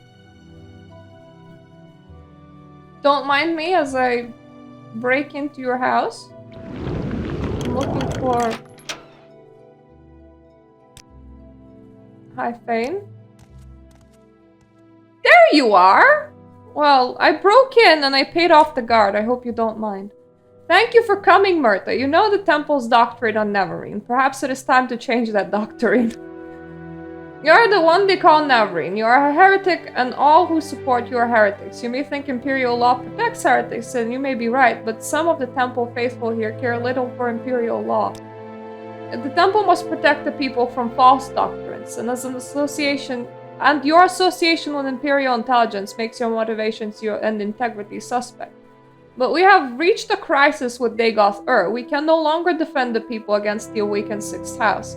You and your prophecies may represent our last hope. Our situation is desperate. I would rather have you hear the details of our situation and the circumstances leading up to that situation from Lord Vivec himself. He has asked to see you. Would you agree to a private meeting with him and hear in person what he has to say? Imagine just going no to a friggin' god. Of course I will. Good, here are 2 keys. One to the private back entrance to my quarters, the other to locked entrance to Lord Vivec's palace. I regret that, at present, the ordinators are not completely under my control, so for now, I'll ask you to avoid confrontations with them. Lord Vivec is expecting you. His lordship is remarkably patient, but perhaps it would be better not to keep him waiting. Well, thank you for your private entrance key. I have broken in. So, yeah, I'm good. I'm very good with You this. betrayed the clan. Watch your back. Please don't be like that.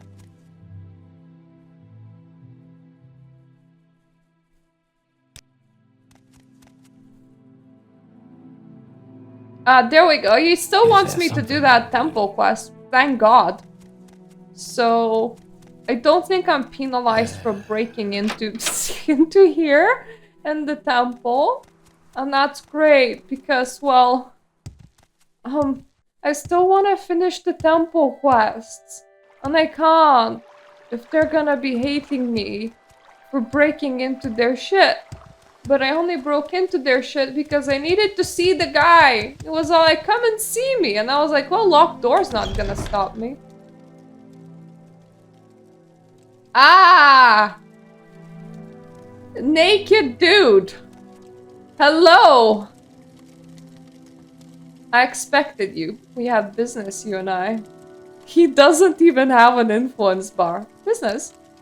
When I was young like you, I was very impatient. So I will keep our business short.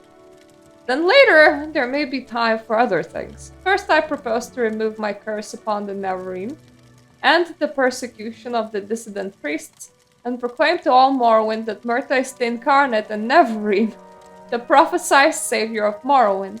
and the last hope to withstand the menace of Dagoth in the 6th house. These things I will do, whether you wish to or not. Well, thank you. Next, I propose to surrender to you the power and responsibility of defeating Dagoth. You may choose to refuse, I will not compel you. You will receive the power as a gift in the form of an artifact called Wraithguard.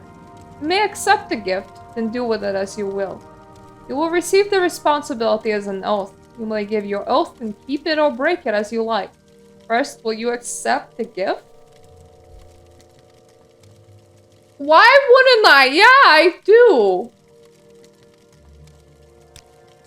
Good. Sensible of you. Now, will you give your oath before all gods and men, before all spirits visible and invisible, before my honor and your honor, dedicate yourself in Wraithguard to defeat the destruction of Dagoth and the preservation of Morrowind and its people? Yeah, I will. Not very sensible, but very good. I was hoping for someone who would have no hesitations about making such an oath. You will now have a brief, momentary sensation of time passing. Don't be alarmed. You are being taken out of time in order to avoid the unpleasant experience of learning how to use Wraithguard. It will be over before... There is a brief sensation of motion in total darkness, floating but without a sense of weight and direction. You know it! Now I will notify the temple that you are our champion. There shall be no more persecution of the dissident priests, and I hope both sides shall swiftly be reconciled. I have time for questions if you like. Or you may leave if you wish. But I think there are at least 2 things you ought to know before you leave. How to use Wraithguard, and how to defeat Dagoth. Mister just pulled me out of time and space itself. What about the Red Mountain? In my library, I have made available 2 conflicting accounts on the events of Red Mountain, my own true account, and another false account common among the Ashlanders and preserved in the Apocrypha. Don't care whether you believe my account or not. I have it up to you to judge which is true. The library. I want your trust and willing cooperation, so I have had the priests make copies of a number of documents. They're here for you to read. Take with you, take a look at them, help yourself. Where? Like in this room? My naked man of nakedness? Council? You need to know, where is Dagoth? What are Dagoth's plans? Who are Dagoth's servants? Who is Dagoth? What are Dagoth's powers? What is known about Dagoth's defenses? How can I prepare for battle against Dagoth? Who can help?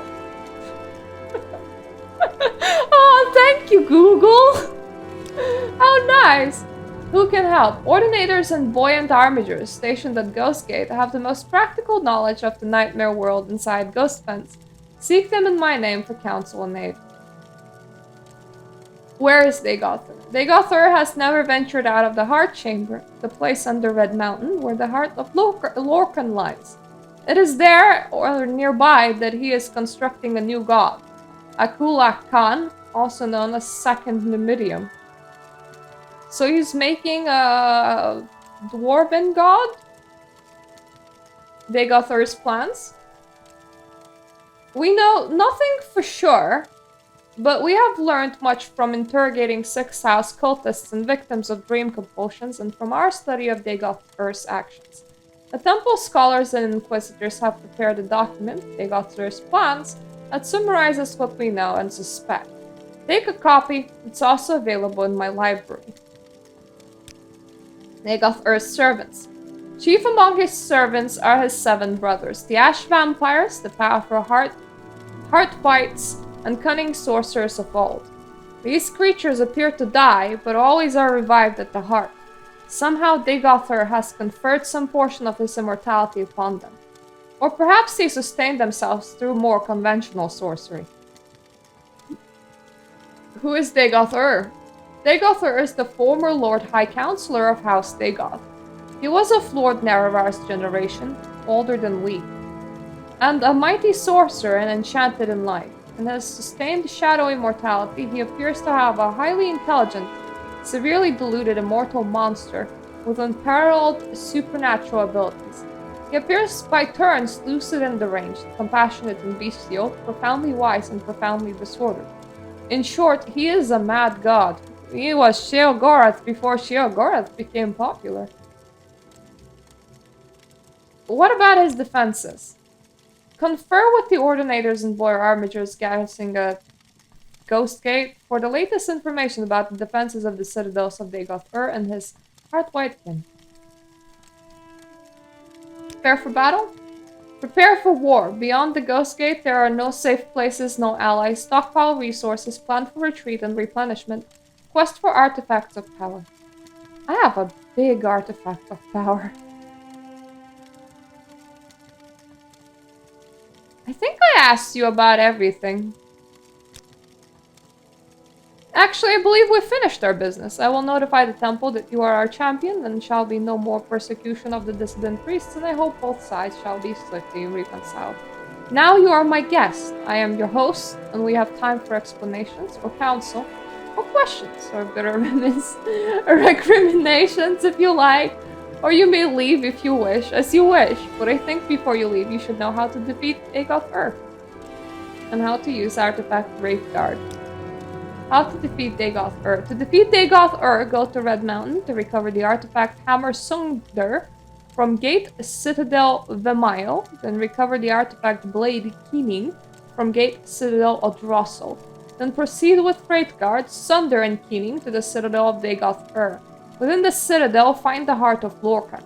Use 3 artifacts to sever Dagoth-Ur's connection to the heart, and he will be destroyed and the blight ended on Morrowind.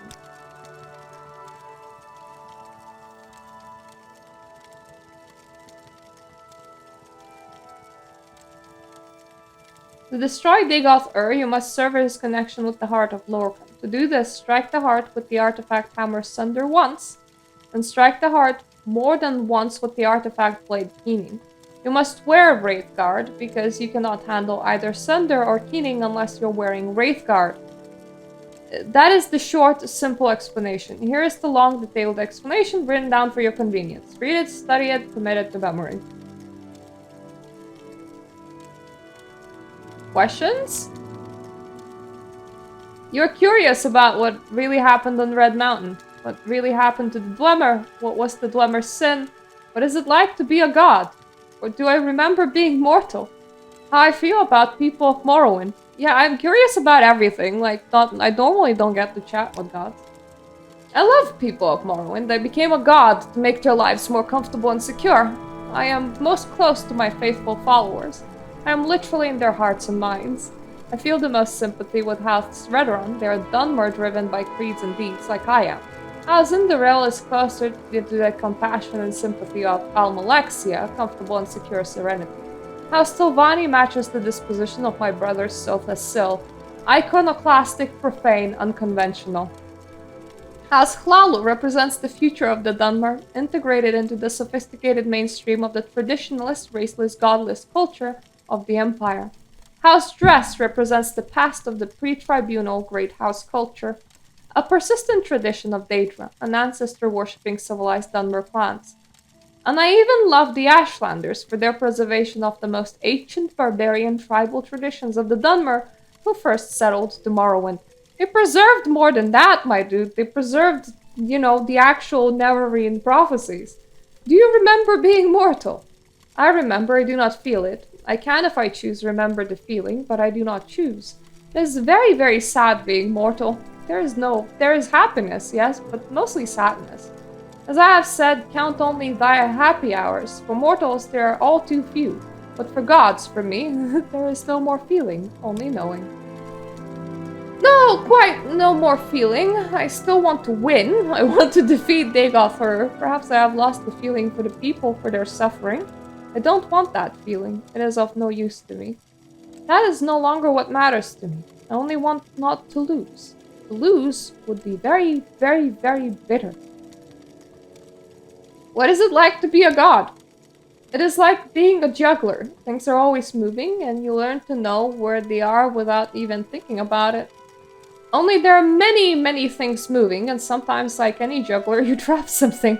I'm afraid it has become a lot more a matter of dropping things lately. There's too much to do and not enough time, and I'm losing my touch. Perhaps I'm growing old. It's a bit like being at once awake and asleep. Awake, I am here with you, thinking and talking. Asleep, I am very, very busy.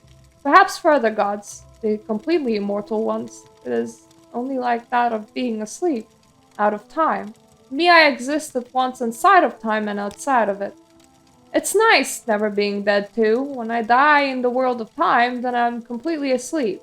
I'm very much awake that all I have to do is choose to... I'm very much aware that all I have to do is choose to wake, and I'm alive again. Many times I have deliberately tried to wait patiently, a very, very long time before choosing to wake up. No matter how long it feels like I wait, it always appears when I wake up that no time has passed at all. That is the God place, the place out of time where everything is always happening all at once. What was the Dwemer's sin? The sin of the Dwemer was the creation of new god from the substance of dead god Lorcan. There is also the sin for which we would destroy Dagoth-Ur. I hesitate to call it sin, more properly call it destructive evil. The sin of the tribunal, however, is the breaking of an oath to Azura to forbear from tapping the heart with Hagranak's tools. And the folly of seeking to become gods, breaking the oath was evil, becoming gods was folly. If we sinned, we have paid the price.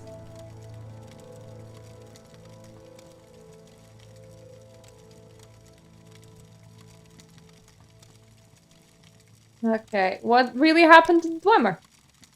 I have no idea what happened to the Dwemer. I have no sense of them in the timeless divine world outside of mortal time. And in fact, if I did believe they existed, I would be in no hurry to make contact with them. They may, with some justice, hold the Dunmer race responsible for their fate. My intuition is that they're gone forever, and that is perfectly fine with me. Bitter recriminations! You want to chide me. Why did I murder Nerevar? Why did I break my oath to Azura not to use Kagranak's tools? Why did I cause others suffer? Why did I cause others to suffer? I respect the question and you for it. The most I can say is, I did the best I could, as I saw things. Can you, mortal, presume to judge the actions and motives of a god? But because I need you and you need me, I will make an accounting for my sins to you, but not now. Destroy Dagoth-Ur, and then we will discuss my sins. Then perhaps you will have earned the right to judge me. Break your oath? Along with Lord Nerevar and his insistence, Alamexia Sothasil and I swore before our god of oaths at the time, the Daedra Lord Azura, never to employ the tools of Kagranak for any purpose. We broke our oaths. We turned our backs on the old gods. I still see no compelling reason to worship any of the Aedra or Daedra, but for the respect I held for Nerevar and the respect I held for myself, I should have never betrayed my oath.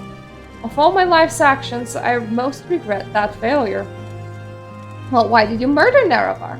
We did not murder Nerevar. The legend that we murdered Nerevar comes from a story told by a shield companion to Nerevar, Alandra's soul, who lived among the Ashlanders. The Ashlanders have retained Alandra's soul's account as part of their oral histories. The account is persuasive in some details, implausible in others, and in any case false. I have two accounts of Nerevar's deaths here in my library. Read them and judge for yourself.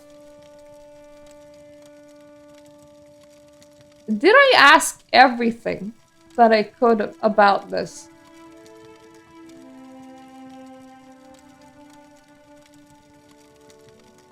What about explanations? You want to know why did I wage war on the Nerevarine? Why did I try to suppress the Apocrypha? Why did I persecute the dissident priests? Why is Dagoth-Ur winning the war? How does the tribunal fight Dagoth-Ur? What are the Wrathguard's powers? Ah, kitty cat's having a vomit time. Not on the keyboard.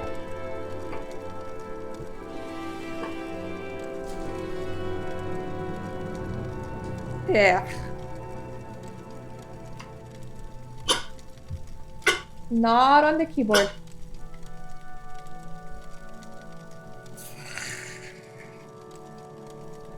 Ew. That will never stop being gross. This is one of the reasons why I always have a cough wipe with me. So that I can just clean that up and be done with it. Afterwards I can just wash it, but I'm not in a rush right now. So, why did you wage war in the Nerevarine? Why did I try to kill you? Because you threatened the faith of my followers and I needed their faith to hold back the darkness. I thought you were my enemy, a pawn of the subtle Daedra Lord Azora, or a pawn of the Emperor Uriel's septum, or a simple fraud, perhaps a hero, but not much of one of my faithful could destroy you. Now circumstances are altered, I need you and you need me.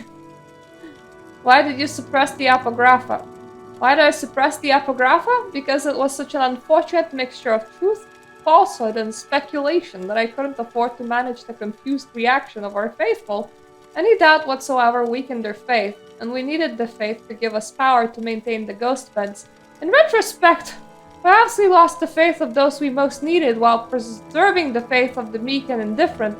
Perhaps a mistake was made. Who can say? Why did you persecute the dissident priests? Suppression and persecution of dissident is just one of the standard tools of the statecraft. I believe we erred in trusting the judgment of Daryl Sala. He and his ordinators served valiantly in the war against Dagoth-Ur. We mistook his misplaced zeal for energy and dedication. Mistakes were made, but no more. There shall be no more persecution of the dissident priests. I hope both sides should be swiftly reconciled. Why is Dagoth-Ur winning? Dagoth-Ur is winning because he is close to the source of power, Lorcan's heart. And because he retains the passion of madness, while we have settled into the lonely and unrewarding posture of dogged dutifulness and perseverance. And finally, perhaps, because he is stronger and smarter than we are, and his followers are more fervent and fanatical. I believe we were careless and complacent and outwitted. And in the matter of denying the Nerevarine, we were foolish. How does Tribunal fight Dagoth-Ur? In the past, the Tribunal made seasonal campaigns to Red Mountain. We slew Dagoth-Ur and his kin, though the heart was always revived them in time. Later, when we realized we couldn't destroy them, we created the Ghost Fence to contain the threat. These solutions were effective until Dagoth-Ur ambushed us and captured Sunder and Keening. Since that time, our fortunes have waned as his increased. What are Wraithguard's powers? Wraithguard primarily functions to protect the wearer from the fatal energies of the artifact Sunder and Keening. It's also minor protective enchantments against physical and magical damage that you might find useful. That is a lot of topics covered, I think.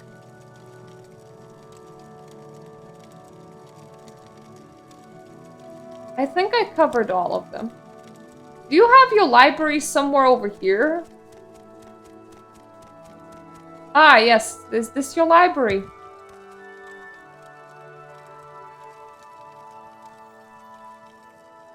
Plan to defeat Dagoth-Ur. For the past 20 years, the Tribunal have tried unsuccessfully to execute this plan. However, we failed because we were required to stage an assault and simultaneously maintain the Ghost Fence to prevent the threatened large-scale breakout of Dagoth-Ur's blighted hosts.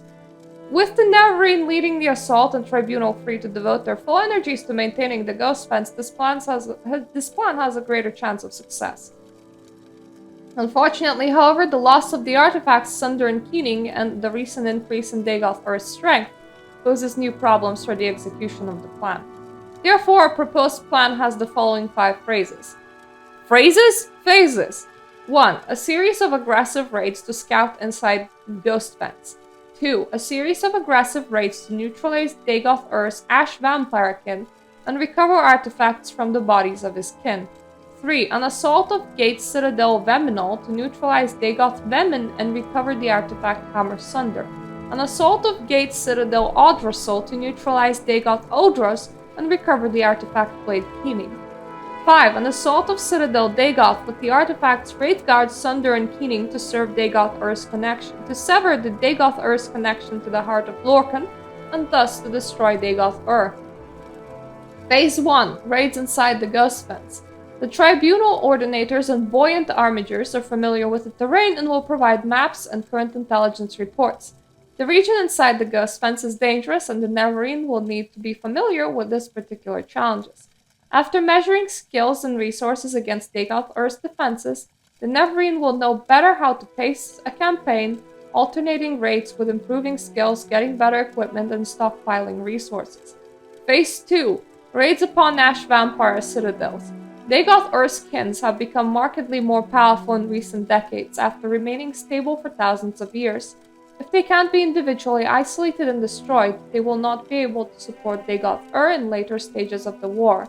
It may also be that dramatic increase in their power comes from items enchanted by Dagoth Ur. Salvage of such items might contribute to our resources. Phase 3. Assault on Gate Citadel Vemnel.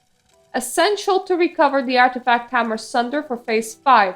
The Ash Vampire Dagoth Vemin has possession of Sunder and probably seeks to discover the secrets of its enchantments. He may also have access to notebooks and journals of Kagrenak that have survived in the Dwemer workshops of Veminal. Phase 4.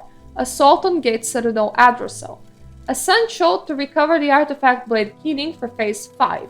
The Ash Vampire Dagoth Odros has possession of Keening and probably seeks to discover the secrets of its enchantments.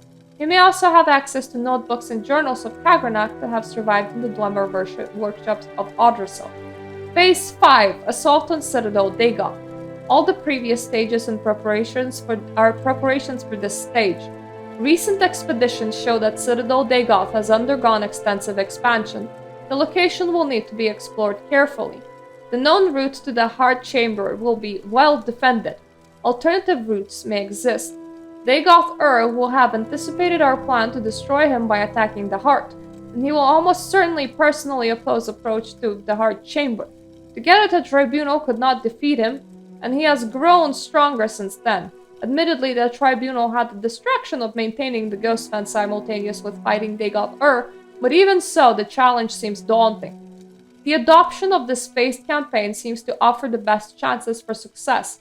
In retrospect, the Tribunal's decision to directly assault Citadel Dagoth rather than proceed step by step through lesser objectives must be seen to have been in serious error. The Tribunal did not feel it had the option of slow-paced and deliberate campaign, given that they had many other competing priorities, not the least of which was the maintenance of the Ghost Fence and the outer defenses surrounding Red Mountain. Nerevarine, on the other hand, should be best served by a careful step-by-step advance, with the additional advantage of building confidence along the way, while successes would determine Dagoth Ur's own assurance in his defenses. Employing Kagrenak's tools against Dagoth Ur. The source of Dagoth Ur's supernatural power is the Heart of Lorkhan. The Heart is also the source of Tribunal's divine powers. During the mythic times, the gods took and hid Lorkhan's heart beneath Red Mountain as a punishment for creating the mortal plane. The Dwemer discovered the Heart while building underground colonies. High Craft Lord Kagrenak created enchanted tools intended to tap the power of the Heart. The War of the First Council was fought to prevent this sacrilege. Kagrenak's use of these tools and the disappearance of the Dwemer race marked the end of the war. Kagrenak's tools were recovered by Lord Nerevar and Dagoth Ur. Dagoth Ur was left to guard the tools while Nerevar came to consult with us, his advisors. In Nerevar's absence, Dagoth Ur experimented with the tools upon the Heart and was corrupted. We returned to discover a deranged Dagoth Ur who refused to turn over the tools. When he attacked us, we drove him away. We left Red Mountain with the tools and subsequently Sothasil discovered their secrets. Collectively, we used the tools to establish a connection with the Heart, enabling ourselves to transform our mortal natures. Thus, we became the Tribunal. Dagoth Ur has survived our attacks, and without the tools in a manner of not well understood, Dagoth Ur also managed to establish a connection with the Heart, and to transform himself into an immortal being. Our plan to destroy Dagoth Ur also runs the risk of destroying the Tribunal. The plan is to permanently disrupt Kagrenak's enchantments upon the Heart, severing connections with Dagoth Ur and ourselves and rendering us all once again mortal. A mortal Kagrenak may then be destroyed by mundane means. Loss of godhood and the possible death of the Tribunal are just as a necessary risk and sacrifice. The normal procedure for establishing connection with the Heart is a 3-step process. The wearer of Wraithguard strikes the Heart with the Hammer Sunder, causing the Heart to produce a pure tone. Then the wearer of Wraithguard strikes the Heart with the Blade Keening, shattering the pure tone in a prism of tone shades. These tone shades are then imprinted upon the substance of the wearer of Wraithguard, giving him an immortal and divine nature. The Nerevarine will not be taught the secret rituals required to perform the third step. Instead, the Nerevarine will strike the heart with keening for a second time, causing its tones to diverge into unstable patterns of interference. Further repeated strikes with keening will further disrupt the tones, with the ultimate result of shattering and dispelling Kagranak's original enchantment, binding the heart, therefore severing the heart's links with Dagoth-Ur and with any surviving heart rights, and with the Tribunal.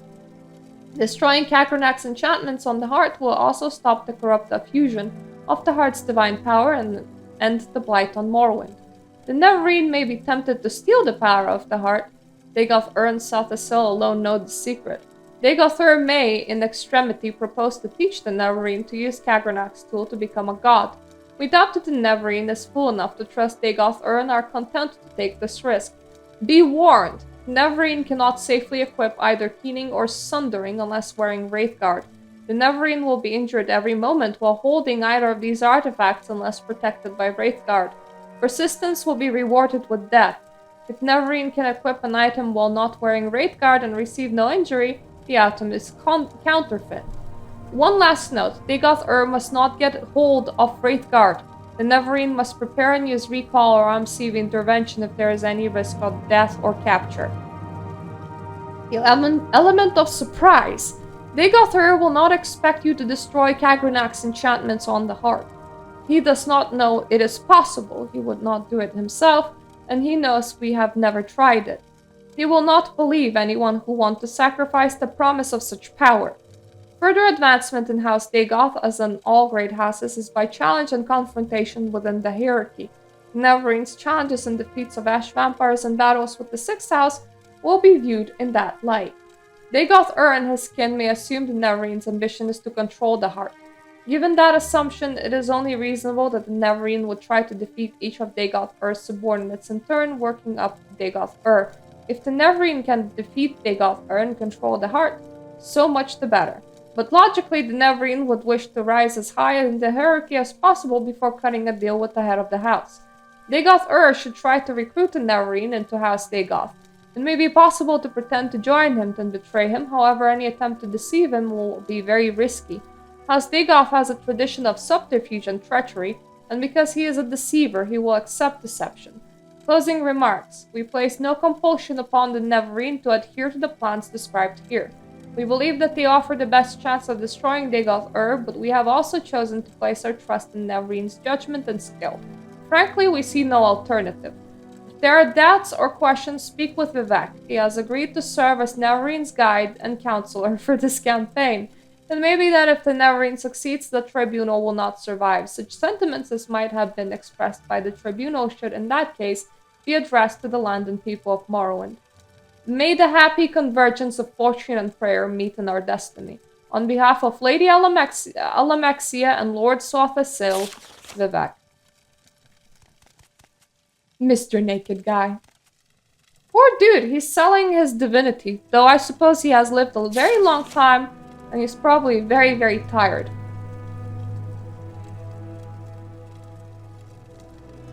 I need a drink. There is a lot of lore here. I intend to actually read it. It is important. It is important that we know the lore of the games. Unfortunately, this one can't voice it back at me, so it's all words. I think Daggerfall works the same in unloading a whole bunch of lore at the end with you with books as well. The following is a transcript of the words of Lord Vivec addressed to distant priest Malur Omain, who confronted Vivec with the Ashlander traditions surrounding the Battle of Red Mountain, and with prophecies of the Nerevarine, and to unnamed magistrates of the Inquisition who joined Vivec in interrogating the dissident priest. Who can clearly recall the events of the distant past, but you have asked me to tell you in my own words. The events surrounding the Battle of Red Mountain, the birth of the Tribunal, and the prophecies of Nerevar Reborn. Here is what I can tell you. When the Chimmer first abandoned the herds and tents of the nomadic ancestors and built the first great houses, we loved the Daedra and worshipped them as gods. But our brethren, the Dwemmers, scorned the Daedra and mocked our foolish rituals and preceded instead their gods of reason and logic. So the Chimmer and Dwemer were always at bitter war until the Nords came and invaded Resdayn. Only then did the Chimmer and Dwemer put away their strife to join together to cast out the invaders. Once the Nords were driven out, General Nerevar of the Chimmer and General Dumak of the Dwemer, who had come to love and respect one another, resolved to make peace between their peoples. In that time I was but a junior counsel to Nerevar, and Nerevar's queen Alamexia and his other favorite counselor Sophasil always doubted that such a peace might long survive, given the bitter disputes between Chimmer and Dwemer.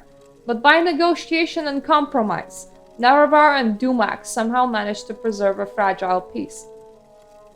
But when Dagoth Lord of House Dagoth, entrusted as a friend by both Nerevar and Dwemer, brought us proof that High Engineer Kagrenak of the Dwemer has discovered the heart of Lorkhan and that he had learned how to tap its powers and was building a new god, a mockery of Chimmer faith and fearsome weapon, we all urged Nerevar to make war on the dwarves and to destroy the threat to Chimmer beliefs and security. Nerevar was troubled. He went to Dumak and asked if the Dagoth said was true, but Kagrenak took great offense and asked whom Nerevar thought he was, and that he might presume to judge the affairs of the Dwemer. Nerevar was further troubled and made pilgrimage to Holomayan, the sacred temple of Azura, and Azura confirmed that all that Dagoth said was indeed true and that the creation of new god and the Dwemer should be prevented at all costs. When Nerevar came back and told us what Goddess had said, we felt our judgments confirmed and again counseled him to war, chiding Nerevar for his naive trust and friendship, and reminding Nerevar of his duty to protect the faith and security of Chimmer against the impiety and dangerous ambitions of the Dwemer. Then Nerevar went back to Wardenfell one last time, hoping that negotiations and compromise might once again preserve the peace. But this time the friends Nerevar and Dumak quarreled bitterly, and as a result, the Chimmer and Dwemer went to war. Dwemer were well defended by their fortress at Red Mountain, but Nerevar's cunning drew most of Dumak's armies out into the field and pinned them there, while Nerevar, Dagoth and a small group of companions could make their way into the Heart Chamber by secret means. There Nerevar, the Chimmer King, met Dumak, the Dwarf King, and both collapsed from grievous wounds and draining magics. With Dumak fallen and threatened by Dagoth and others, Kagrenak turned his tools upon the heart, and Nerevar said he saw Kagrenak and all of his Dwemer companions at once disappear from the world. In that instant, Dwemer everywhere disappeared without a trace, but Kagrenak's tools remained, and Dagoth seized them, and he carried them to Nerevar, saying, "That fool Kagrenak has destroyed his own people with these things. We should destroy them right away, lest they fall into the wrong hands." But Nerevar was resolved to confer with his queen and his generals, who had foreseen that this war would come, whose counsel he would not ignore again. "I will ask the tribunal what we shall do with them, for they have had wisdom in the past that I had not. Stay here, loyal Dagoth until I return." So Nerevar told Dagoth to protect the tools in the Heart Chamber until he returned. Then Nerevar was carried to us where we waited on the slopes of Red Mountain, and he told us all that has transpired on the Red Mountain. What Nerevar had said was that the Dwemer had used special tools to turn their people into mortals and that the Heart of Lorkhan had wondrous powers. Only later did we hear from others present that Dagoth had thought the Dwemer destroyed, not made immortal. And no one knows for sure what really happened there. After hearing Nerevar, we gave our counsel as he requested, proposing we should preserve these tools and trust for the welfare of the Chimber people. And who knows, perhaps the Dwemer are not gone forever, but merely transported to some distant realm from which they may someday return to threaten our security once again. Therefore we need to keep these tools, to study them and principles so that we may be safe in future generations.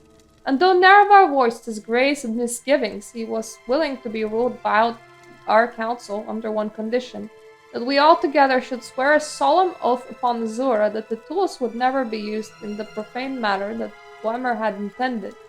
We all readily agreed and swore solemn oaths at Nerevar's direction. So then we went with Nerevar back into Red Mountain and met with Dagoth Dagoth refused to deliver the tools to us, saying they were dangerous and we could not touch them. Dagoth seemed to be irrational, insisting that only he could be trusted with the tools, and then we guessed that he had somehow been affected by his handling of the tools by now, I feel sure that he had privately learned the powers of the tools and had in some confused way decided he must guard them for himself. The Nerevar and our guard resorted to force secure the tools. Somehow Dagoth and his retainers escaped, but we gained the tools and delivered them to Sothasil for study and safekeeping. For some years we kept the oaths we swore to Azura with Nerevar, but during that time in secret Sothasil must have studied the tools and divined their mysteries. And at last we came to us with a vision of a new world of peace, with justice and honor for nobles, and health and prosperity for the commoners, and with the tribunal as immortal patrons and guides. And dedicating ourselves to this vision of a better world, we made a pilgrimage to the Red Mountain and transformed ourselves with the power of Kagranak's tools. And no sooner that we had completed our rituals and began to discover our newfound powers, the Daedra Lord Azor appeared and cursed us for our forsworn oaths. By her powers of prophecy, she assured us that her champion Nerevar, true to his oath, would return to punish us for our perfidy, and that to make such profane knowledge might never again be used to mock and defy the will of the gods. But Sothasil said to her, "The old gods are cruel and arbitrary, and distant from the hopes and fears of Myrrh. Your age is past. We are the new gods, born of the flesh, and wise and caring of the needs of our people. Spare us your threats and chiding, in constant spirit.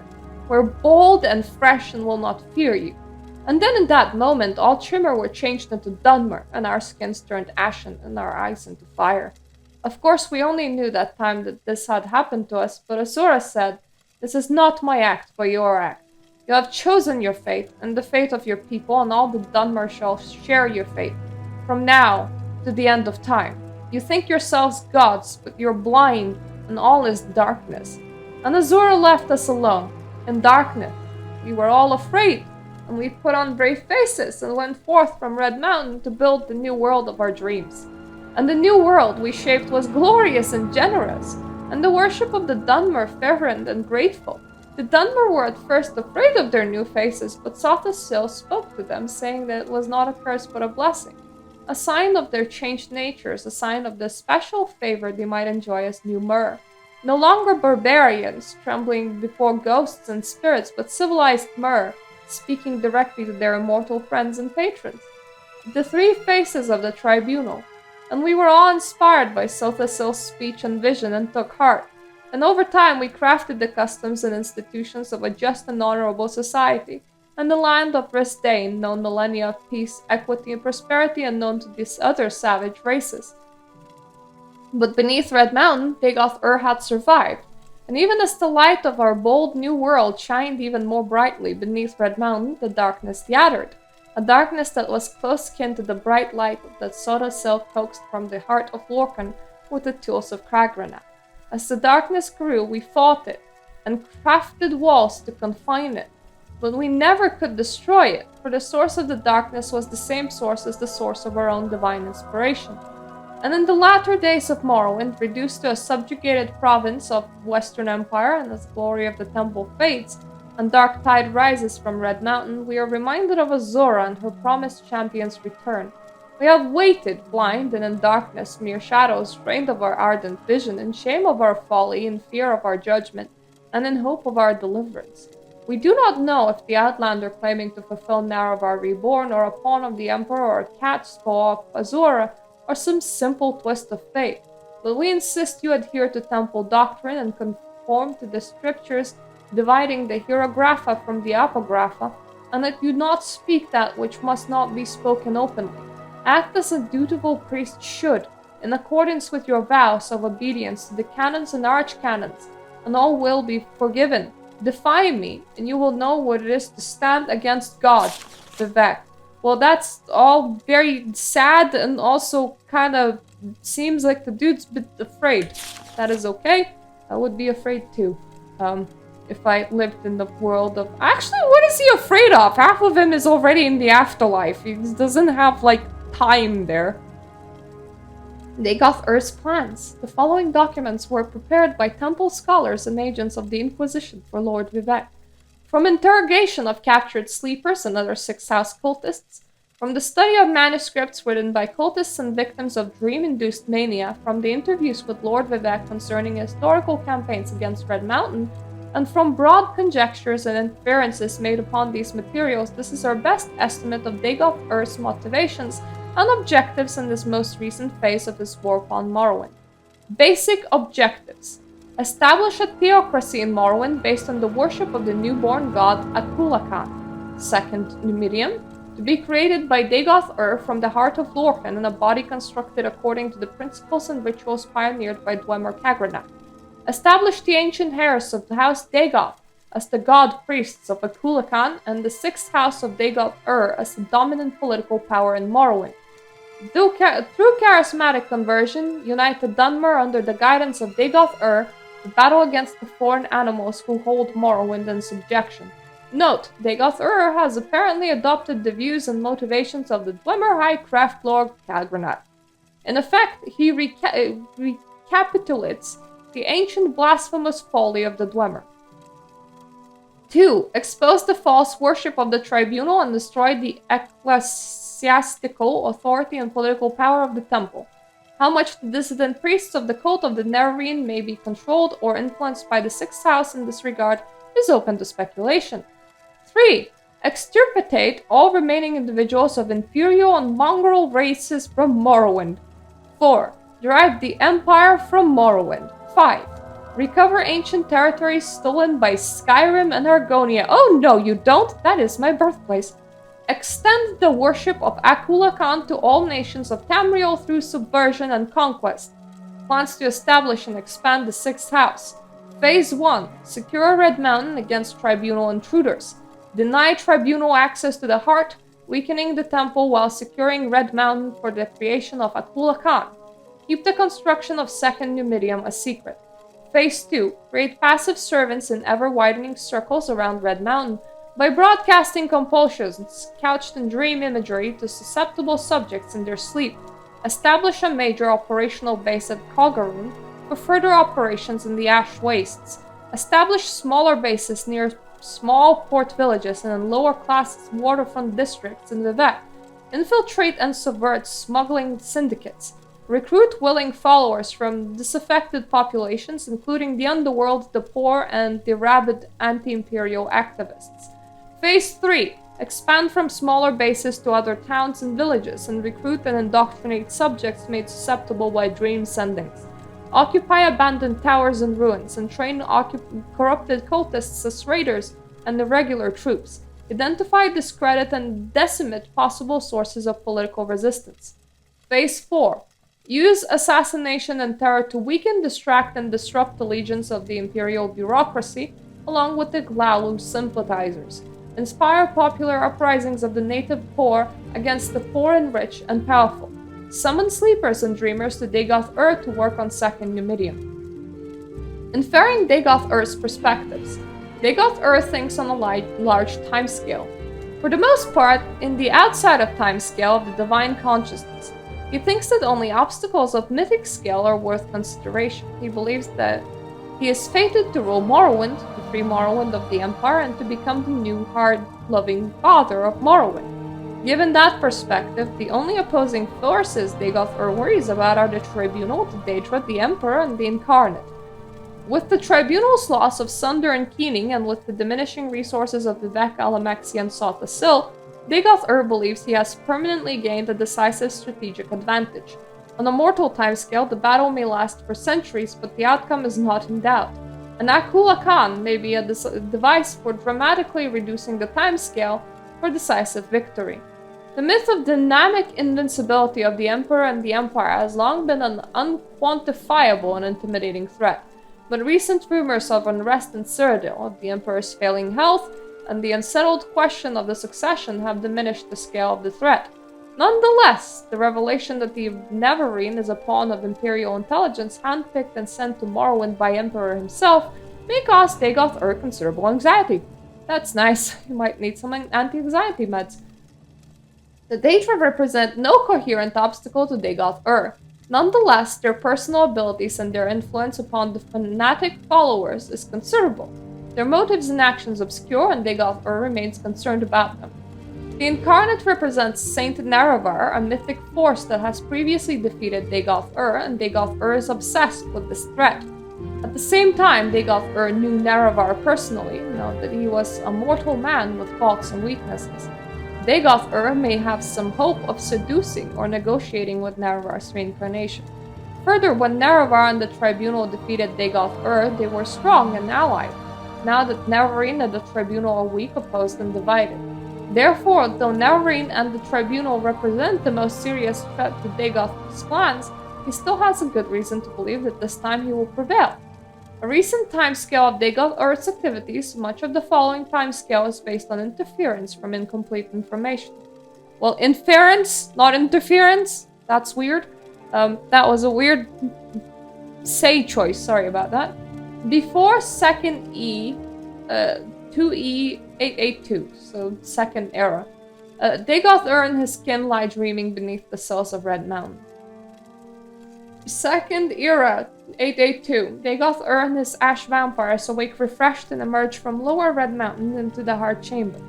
Dagoth ritually binds himself to and his brethren as heart rites in the ritual of his own devising, first stages of construction of second Numidium, conceived during the long sleep, are begun by heart whites and Atronak constructs in a chamber near the heart of Lorcan. Keeping the second Numidium project secret from the Tribunal is a high priority. Second era, 882. The Tribunal arrive at Red Mountain for their annual ritual bathing into Heart's power. That's something that you guys were doing, okay. Dagoth and Ash Vampires ambush the Tribunal. The Tribunes are driven away and prevented from restoring themselves with Kagranak's tools at the heart of Lorcan. They were doing that yearly, Jesus. The second era, 882, 3E, 417. Oh, that is a lot of number. So between second era 882 and third era 417, intermittent Tribunal campaigns assault Red Mountain. The Tribunal and supporting forces seek to force access to the Heart Chamber, but are repeatedly driven back. Dagoth recruits sleepers and dreamers through dream sendings. Cultists are recruited through dream compulsion. Weaker cultists become porpress beasts. Stronger cultists advance through stages towards the powers of the ascended sleepers. Third era 400. So we're going a bit back. Colquhoun reoccupied by Dagoth Uthal and fortified as an advanced base for 6th House operations. Blight storms were more frequent and widespread. Soul sickness spreads in regions close to Red Mountain. Third era 410. 6th House bases founded near Narmok and in waterfront areas of Vivec. 6th House operates exploit smuggler operations, organizations, and communications to spread their influence among victims, unbalanced by Dagoth dream sendings. Third era 415. Small cells of 6th House cultists in every town in Wardenfell. Larger 6th House operations are concealed in remote dungeons where creatures are bred and cultists are trained for the coming struggle. Third era 417. Almalexi and Sothasil lose the artifacts Keening and Sunder to Dagoth Odros and Vemin. Vivec rescues Almalexi and Sothasil, but failing to recover Keening and Sunder, the Tribunal retreat from Red Mountain in disorder. Surviving Buoyant Armiger companions know the Tribunal was forced to retreat, but do not know how serious a reversal the Tribunal has suffered. The 3 tribunes return to their respective capitals and continue to perform their ritual functions. The tribunes continue to grow weaker without access to Heart, and because of resources required to support the Ghost Fence. The inner circle of the temple priesthood has begun to suspect that tribunes have suffered seriously from wounds and demoralization in the wake of reverses at Red Mountain, but do not recognize the scale of the problem. Third era, 426 to 427. Campaign of 6th House assassinations of prominent Imperial citizens and Palu Imperial sympathizers. Sudden increase in number and seriousness of attacks by cultists and victims deranged by soul sickness. Noted with concern, 1. Dagoth can apparently perceive and communicate directly through his cultists. Sleepers and dreamers are often reported speaking as though with Dagoth voice and intention. 2. Little is known about the feature, scale, or stage of completion of Akula Khan, second Numidium.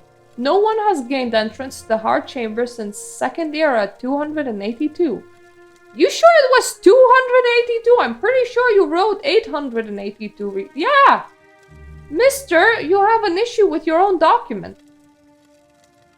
Oh, actually, unless they were hosting but they did say that they were hosting the ceremony every year, and not every 600 years. In Third Era, 417, Keening and Sunder were captured and may substantially aid in Akula Khan's construction. This is a lot of words. We're now down to the last document. I think this is gonna be the last document of the stream, and we're probably gonna continue the quests when I come back.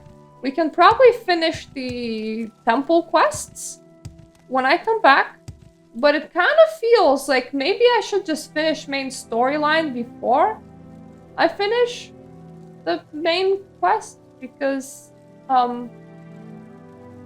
main quest seems kind of urgent right now. It wouldn't make sense for me to be chasing temple ranks at the moment. Ah, I see, that's the Wraith Guard. Oh no. It looks like it is actually a glove. Well, I can sacrifice Arian's Dominator, that's fine. I wasn't using it anyway.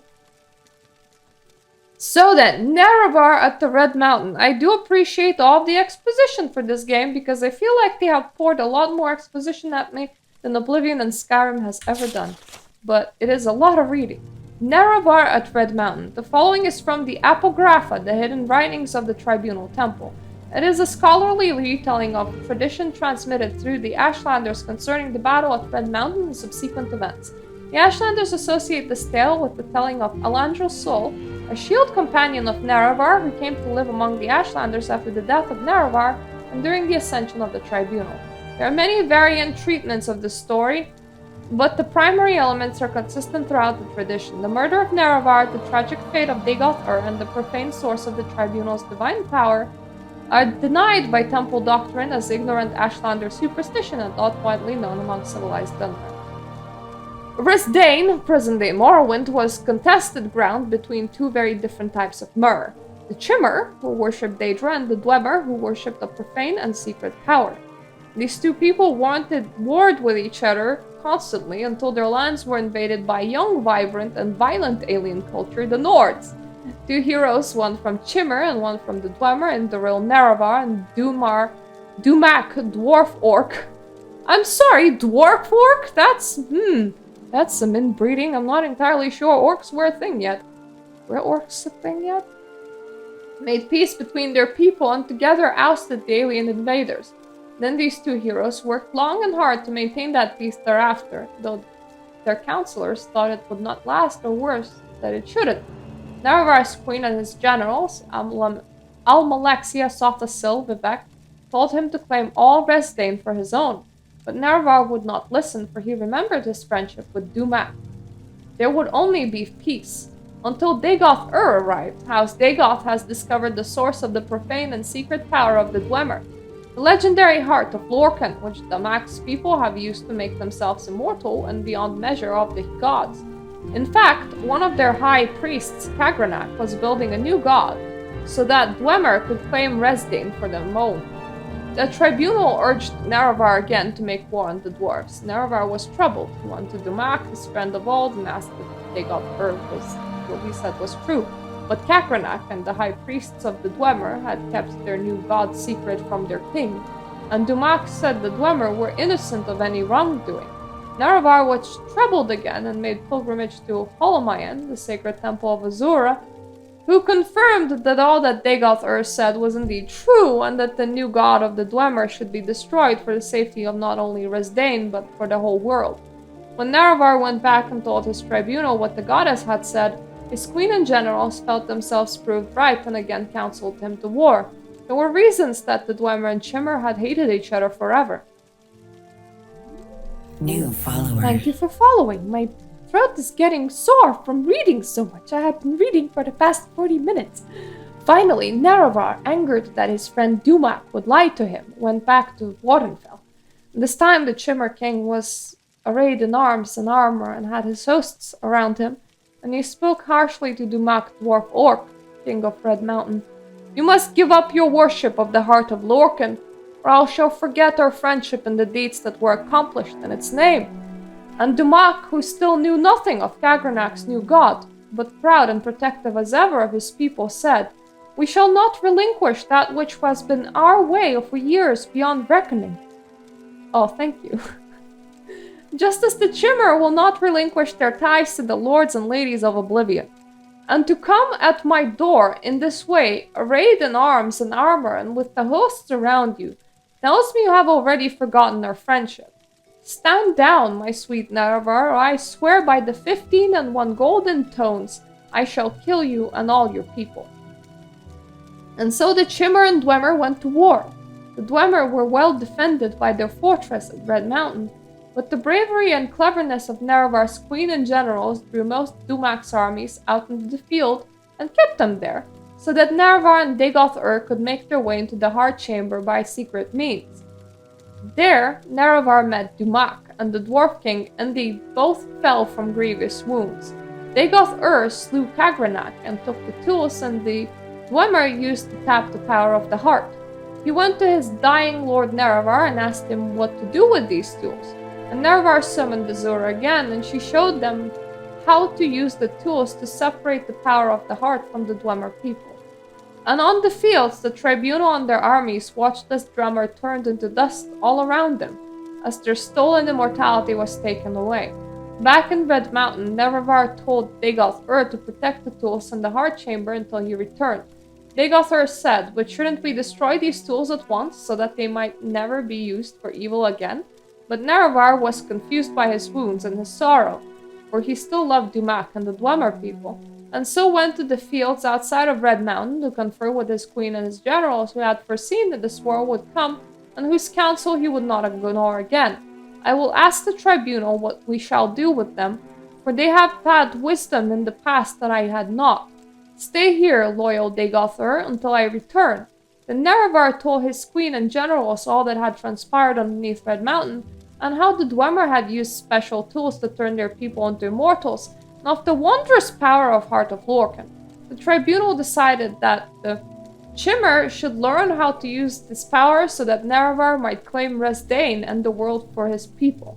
Nerevar did not expect or want this, so he asked his queen and generals to help him summon Azura yet again for her guidance. But the tribunal had become as greedy as Kagranak upon hearing of the power of the heart, and they coveted it. They made ritual as if to summon Azura as Nerevar wanted, while Alexia used poisoned candles, and Sothasil used poisoned robes, and Vivec used poisoned incantations. Nerevar was murdered with incantated poison. Then Azura came forth anyway and cursed the tribunal for their foul deeds. She told them that she would use her powers over dusk and dawn to make sure Nerevar would come back and make things right again. But the tribunal laughed at her and said that soon they would be gods themselves, and that the Chimmer people would forget their old ways of worship. And Azura knew this would be true, and that it would take a long time before her power might bring Nerevar back. What you have done here today is foul beyond measure, and you will grow to regret it, for the lives of gods are not what mortals think, and matters that weigh only years to mortals weigh on gods forever. And so that they might know forever the wicked deeds, Azura changed the Chimmer into Dunmer, and their skin turned ashen and their eyes into fire. Let this mark remind you of your true selves, who, like ghouls, fed on the nobility, heroism, and trust of their king. And then Tribunal went into Red Mountain and met with Dagoth-Ur. Dagoth-Ur saw what he had done, for his skin had changed as well, and he tried to avenge the death of Nerevar, but to no avail. He was driven off and thought dead. The tribunal found the tools he had been guarding, and through study of Kagranak's methods turned themselves into gods. Thousands of years after the apotheosis, the tribunal is still the gods of Morrowind, and the old ways of worship are remembered only by a few, and the murder of Nerevar is known to fewer, but his queen generals still fear his return. For the words of Azura linger long, and they see the mark of her curse on the people every day. That is it. We managed to finish reading the whole story. Yay us! Where is Ghostgate? I know that it was eerily close to Balmora. Oh, there. That's Ghostgate, Aldrossel, Dagoth-Ur. So, thank you. Look at you sitting down. Oh, you're so smooth.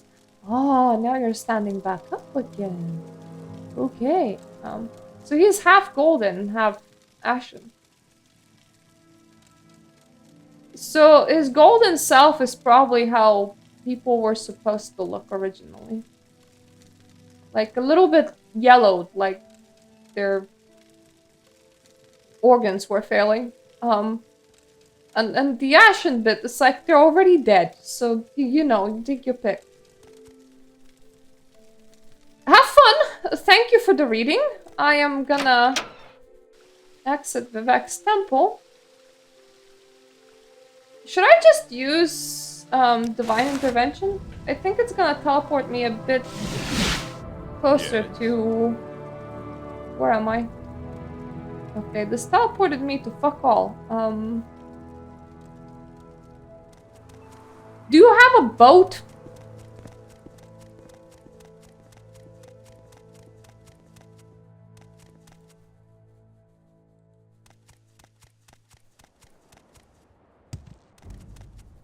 Okay, what if I just fly there?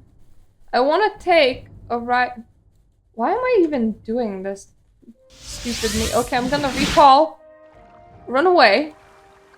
Run up to Wolverine Hall. I should just put my mark at Wolverine Hall. Get a port to Balmora. Sell one item and we will be ready to head out through the Ghost Gate. I imagine that the rest of it won't be super big of a problem for me. I have a gauntlet that I really found to be very, very useful. Friggin' thing that just summons 3 things at once. That just feels so incredibly overpowered for me. So I should probably be able to just fly towards the locations. I should just be able to, like, you know, take the key items there. I will place my mark... Actually, I will place my mark inside the Mage's Guild. Just for fast porky poos. Probably smartest.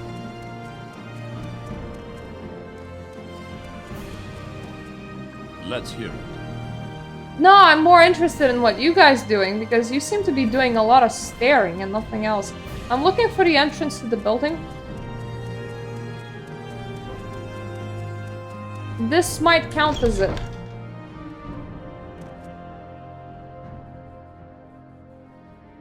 Okay, so he's just all like, you know, I can answer your questions, which is fine. I think I didn't insult the Imperial cult. That's the Mage's Guild. I must say, I find you Well, most I find interesting. myself Please Mark. come and share your thoughts. You're in good company, friend. Welcome. Thankfully, they really don't care that I'm part of the Mage's Guild and I'm the Archmagister of the Tolvani. That's very nice of them. Hello, Welcome, everybody. friend. It's Today is yours. coming through. What shall we talk about? Don't mind me. How... Yes, welcome, Outlander. Welcome me. I should vendor Mountain Spirit. Because it be heavy. Wraithguard, I need. Let's remember to not vendor Wraithguard, which should be very easy to do. I'll just repair anything off here, just in case. You can have some Mountain Spirit. I'll set your money to maximum. That will be enough for me. And we're at 156 and 57 encumbrance. If I remember correctly, yep, my summon Atronac shingles, things. They're charged up. We are ready to go. So I'm gonna make, actually, I'm gonna make a new save here. It's titled Ready to Go, Bros. So, when we're coming back, we're finishing the storyline by raiding those 2 places, which thankfully they placed on my map. So this is Ghost Gate, and this is the 2 places that I need to raid. This one and this one.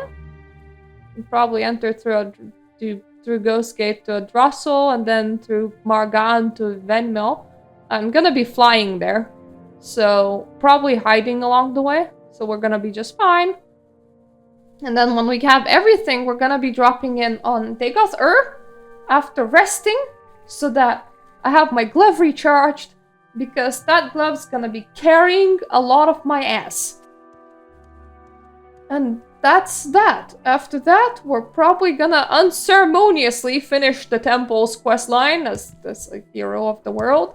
And then, when those two things are done, we're gonna move in to the expansions!